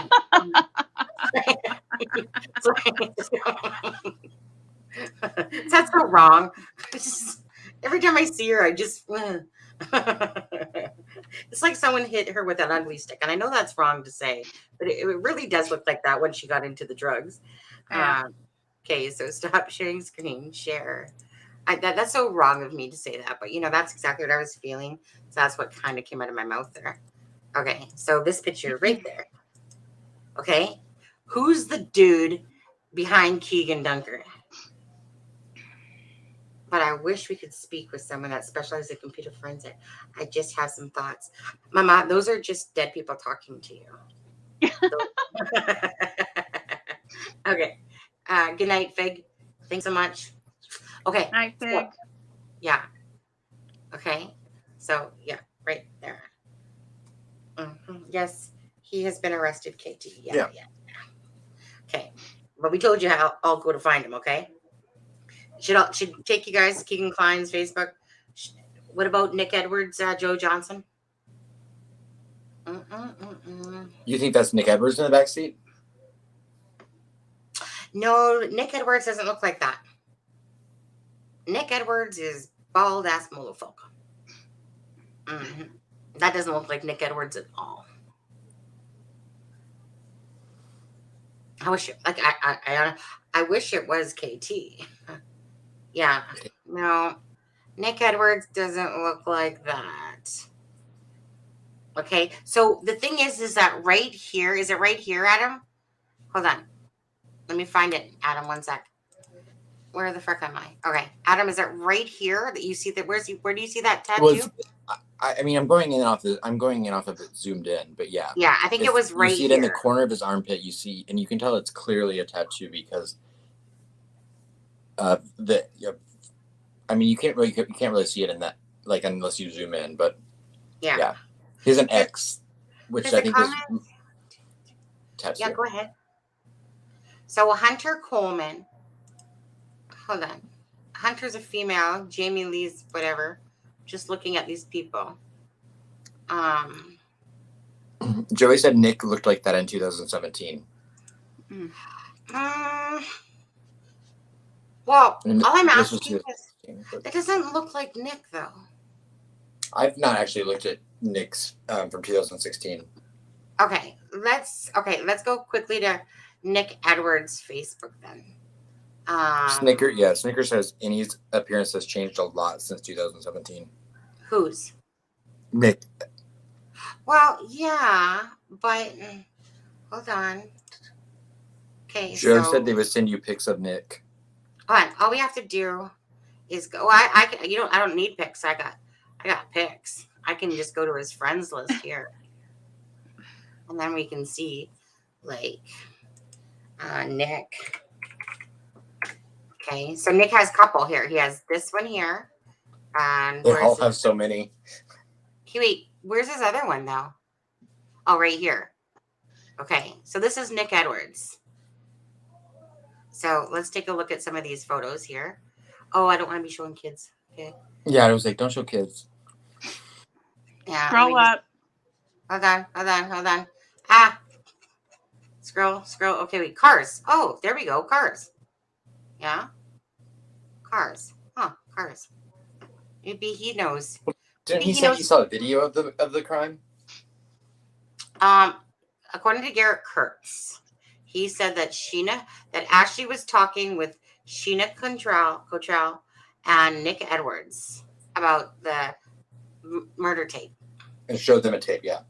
Yeah, and then Garrett tried to be like, no, they were just talking about that they heard there was one, and you could just see like he was like lying, and then because Open Secret said, really, like what was on the tape, and then you could see Garrett kind of backtracking a bit, and which is Garrett. I'm just wondering if this guy knows Keegan Klein, dude. But because hold on a second. Let me come back to the StreamYard.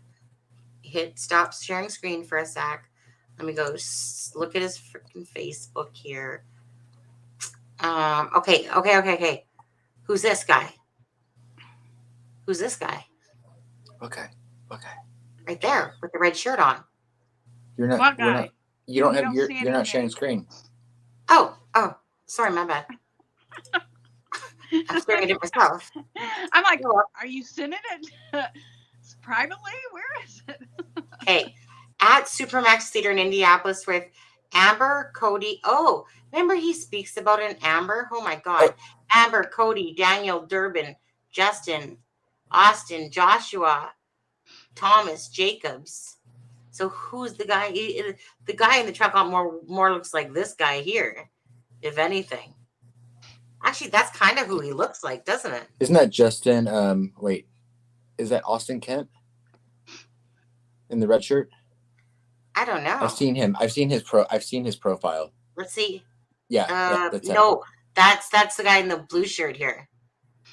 That's this guy. Go over. Okay, it's definitely not Amber. Oh my god, No. look at that guy's beard. We could It's not break Daniel. Is it just? No. So this is Daniel. Daniel's in the It doesn't look like him either. Is it Joshua Thomas? I'm thinking Jacobs? it's Joshua. Well, let's take a look. I thought that was Austin. Hmm. I think.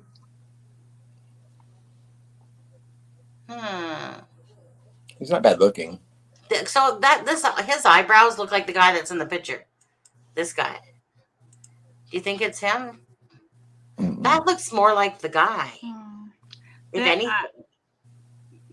He's got a chest tattoo. You guys know that. But do you guys know that and I don't know which Joshua it is, but you guys know in Open Secrets he speaks of Joshua that Ashley Garth got Joshua was going to remember when he said he had a hit on him? Right. And then the guy's name was he said something about something in Joshua or Right. Josh, he said. So I wouldn't doubt if this guy more attached to like this guy, if anything, looks like me to me, the guy in the truck. He has a chest tattoo. You might not. Yeah, but don't think what it's year him. is this? This is 2018. I'm looking at 2000. Are you looking That's at not the him. right Joshua? No, I don't think so. This guy looks more like him, if anything. No, I don't think that's him. But if we look at other photos, let's see. Well, there he was shirtless in one of them. Yeah. Kessler, Knight, Jones. That Janine Jones comes up everywhere, but there's too many damn Joneses. I don't know. Okay, you guys, you know what? We're going to leave it to the sleuths. Okay? All right. If anyone can show us who Yeah, the see, heck. look at his chest there.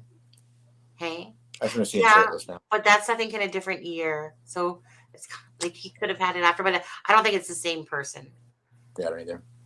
Yeah. And at I the end of don't it. think that was the Joshua Thomas because I just looked on Garrett Kurt's page and pulled up a Joshua Thomas. And he's like a real skinny, curly-headed kid. Yeah. Huh? Yeah. Okay. All I know is on Open Secrets, he does refer to a Josh and he refers to another guy. He also said that Ashley Garth had some Chinese boyfriend at some point too. Either way, Garrett Kurt Like Reno? Right? Nothing. Hey, is anybody watching just to ask? Because my husband's probably already going, fuck's sakes. But anyway, has anyone heard of Greeno being bi? Does Greeno like butt? I heard years ago that he, at the time of the murders, had a boyfriend. Yeah, because I heard someone sent me something that said that he had like a boyfriend named should I say his name? Adam. I take offense to that. Well, his name was Adam. Especially when I found out he was 5'2". Who's 5'2"? Greeno. He's Is 5'8". Greeno 5'2"? No, he's 5'8". Okay, I'm sorry. That's what Mel said. I thought like Mel. Either way, he's like a. Because I was like, I didn't realize he wore lifts in his shoes. I knew he was like. I don't know anything about Greeno, so I'm not really saying. But I just sounds like a douchebag. I'm just curious because someone said that he had a boyfriend. Right now. At the time and his name was Adam Gross or something like that at the time. Oh, his name was really Adam? I thought you were giving me crap in our chat.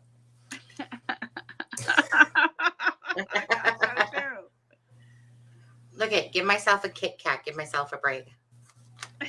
Break it in 4, but I only got 2 pieces, so it sucks to be in. Laura said Keegan Klein's Facebook page is not coming up for her. But it should be. It's there. It was there. It was there yesterday. Yep. Let's take a look.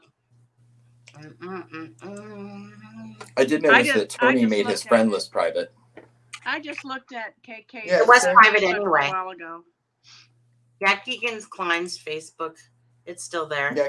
Yeah, his Keegan Klein's Facebook's still there. His friend list is private too. Yeah. Mm-hmm. He's so hot. Mm-hmm. Anyway. Just kidding.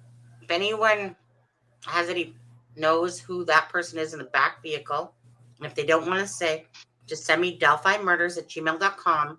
And if anyone knows if Greeno was gay, or bi, I should say, and had a boyfriend around 2017.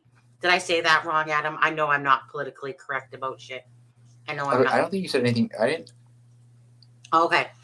I was just like, I'm just so used to politically the girl at work always razzing me if I say something wrong. Dinsley has pics of the woods look familiar. KK has pics of woods looks familiar. I don't know that that's English. KK has pics of woods. Don't know why it's not populating for me. Can you post a link? Yeah, sure. I have it up still anyway. Let's just see here. Go to his Facebook. Put that in there. Okay. Oh, hey Barry Steed. Yeah, you caught us at the wrong time here. We're just wrapping this up now. His friends list is blocked for me. No, his friends list is blocked. Yes, yeah, you can't look up his friends list, but you can look at who liked his posts. You can literally go and look at who liked his posts and just look for a KT. Yeah, like all you have to do is go to his photos. Yeah, and then just look for people and just look for likes. And yeah. Yeah. I mean, yeah. Yeah, just look at his picture. Look at his pictures and click on the like to see who's liked the pictures. Especially ones of a hotel room or a hotel. Hey, Dad, just hand it all to the. No. Let me guide your you. own homework. I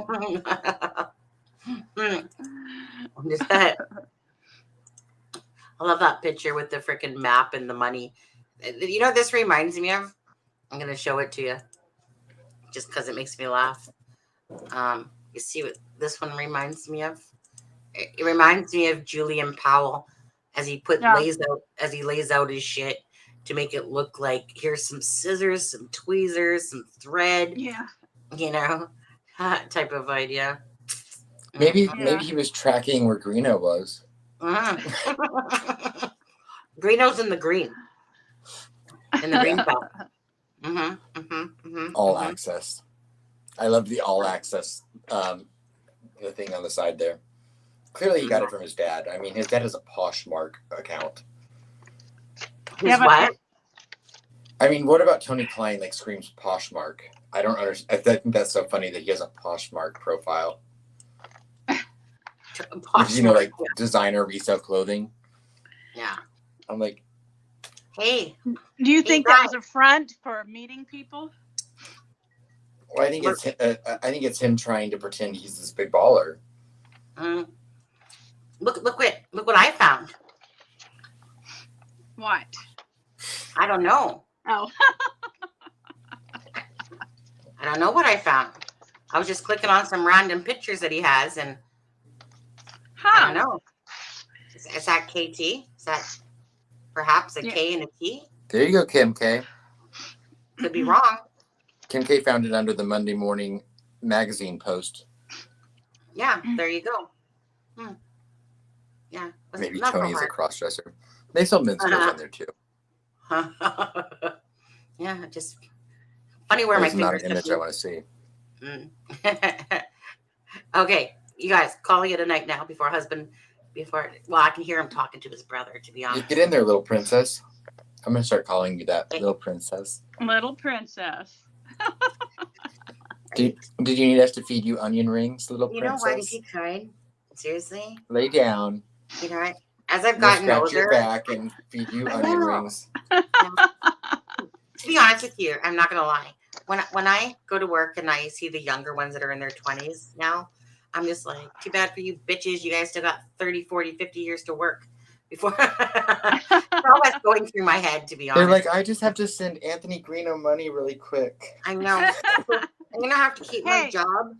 Hey, he will from now on be called Triple G, Greeno the Googling Grifter. Triple G. Yeah. Yeah, and Kim's from Canada, just like me. Right, Kim? Right. Mm. We badass up here, right? We eat Kit Kats, but I don't share. How Right. much did you send him, Adam?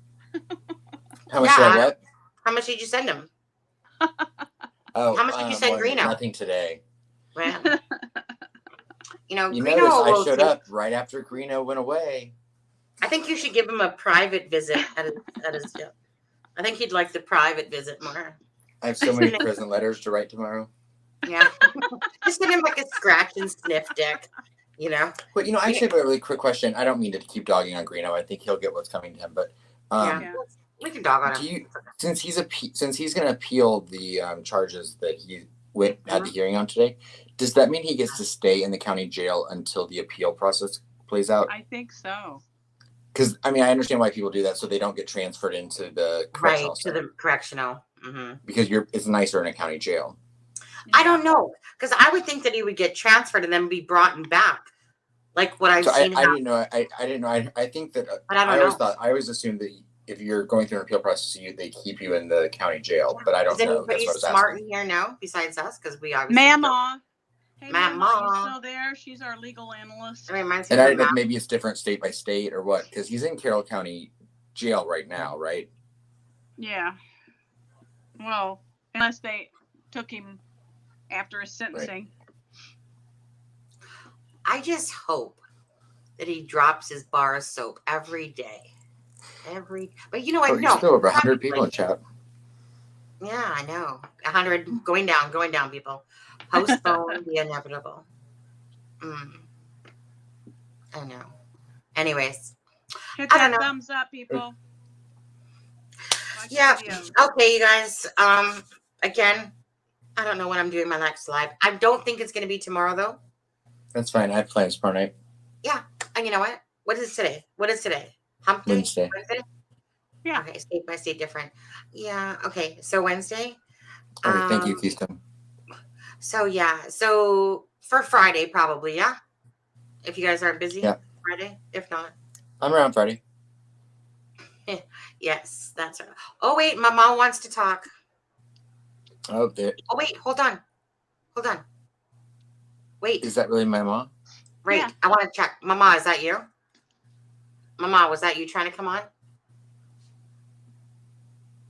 I don't trust it. Mama, speak. I bet it is. She's in the chat.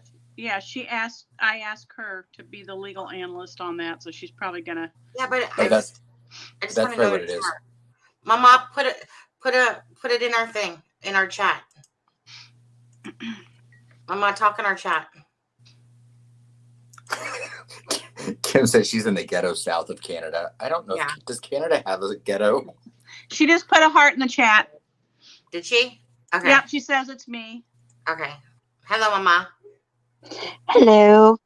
Hello. Can you hear me? Yeah. No. Okay. Just real quick. So, in the state of Indiana, just recently, they have passed a new ordinance, like law type deal, right? So, the county jails are being overfilled with people. So, now it's passed that if you have a Class D felony or higher upon your arrest, you are not going to be held any longer in a county jail. You are going to be transferred to a Department of Corrections facility near your area until you go to court and, fight out your charges or whatever. So they are doing that so that they can open up their population and things like that in the county jails. Okay. Well, it was just too much to type at one time. Yeah.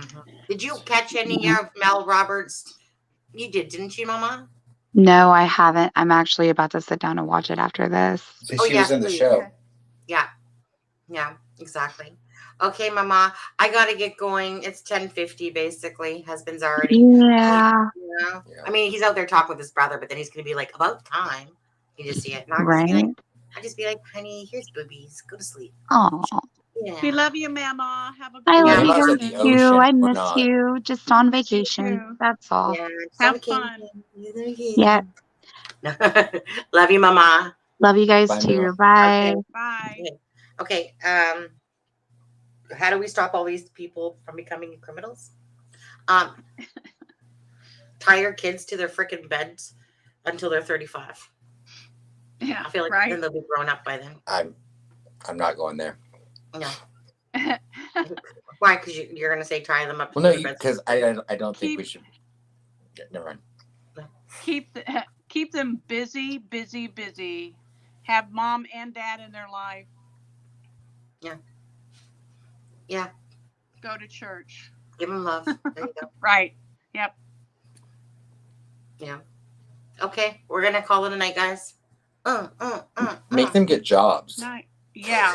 Keep them Heaven busy. forbid that should happen. Yeah. Keegan wouldn't like you to be saying that right now, would he? Keegan Klein. Yeah. Good night. Stay safe, and we'll see you guys Friday night. Whoever wants to stop by. Right. Good night, Dad. Oh, good night, John Boy. Good night, Dad. Good night, Mary Ellen. Good night, Sue Ellen. Good night, little princess. Oh, good night. Good night, family that's watching. And the strangers that are watching too. We're not supposed to speak to strangers, but every once in a while I break my rule. No. Okay. Good night, everybody. Have a good night. Take care. Good night.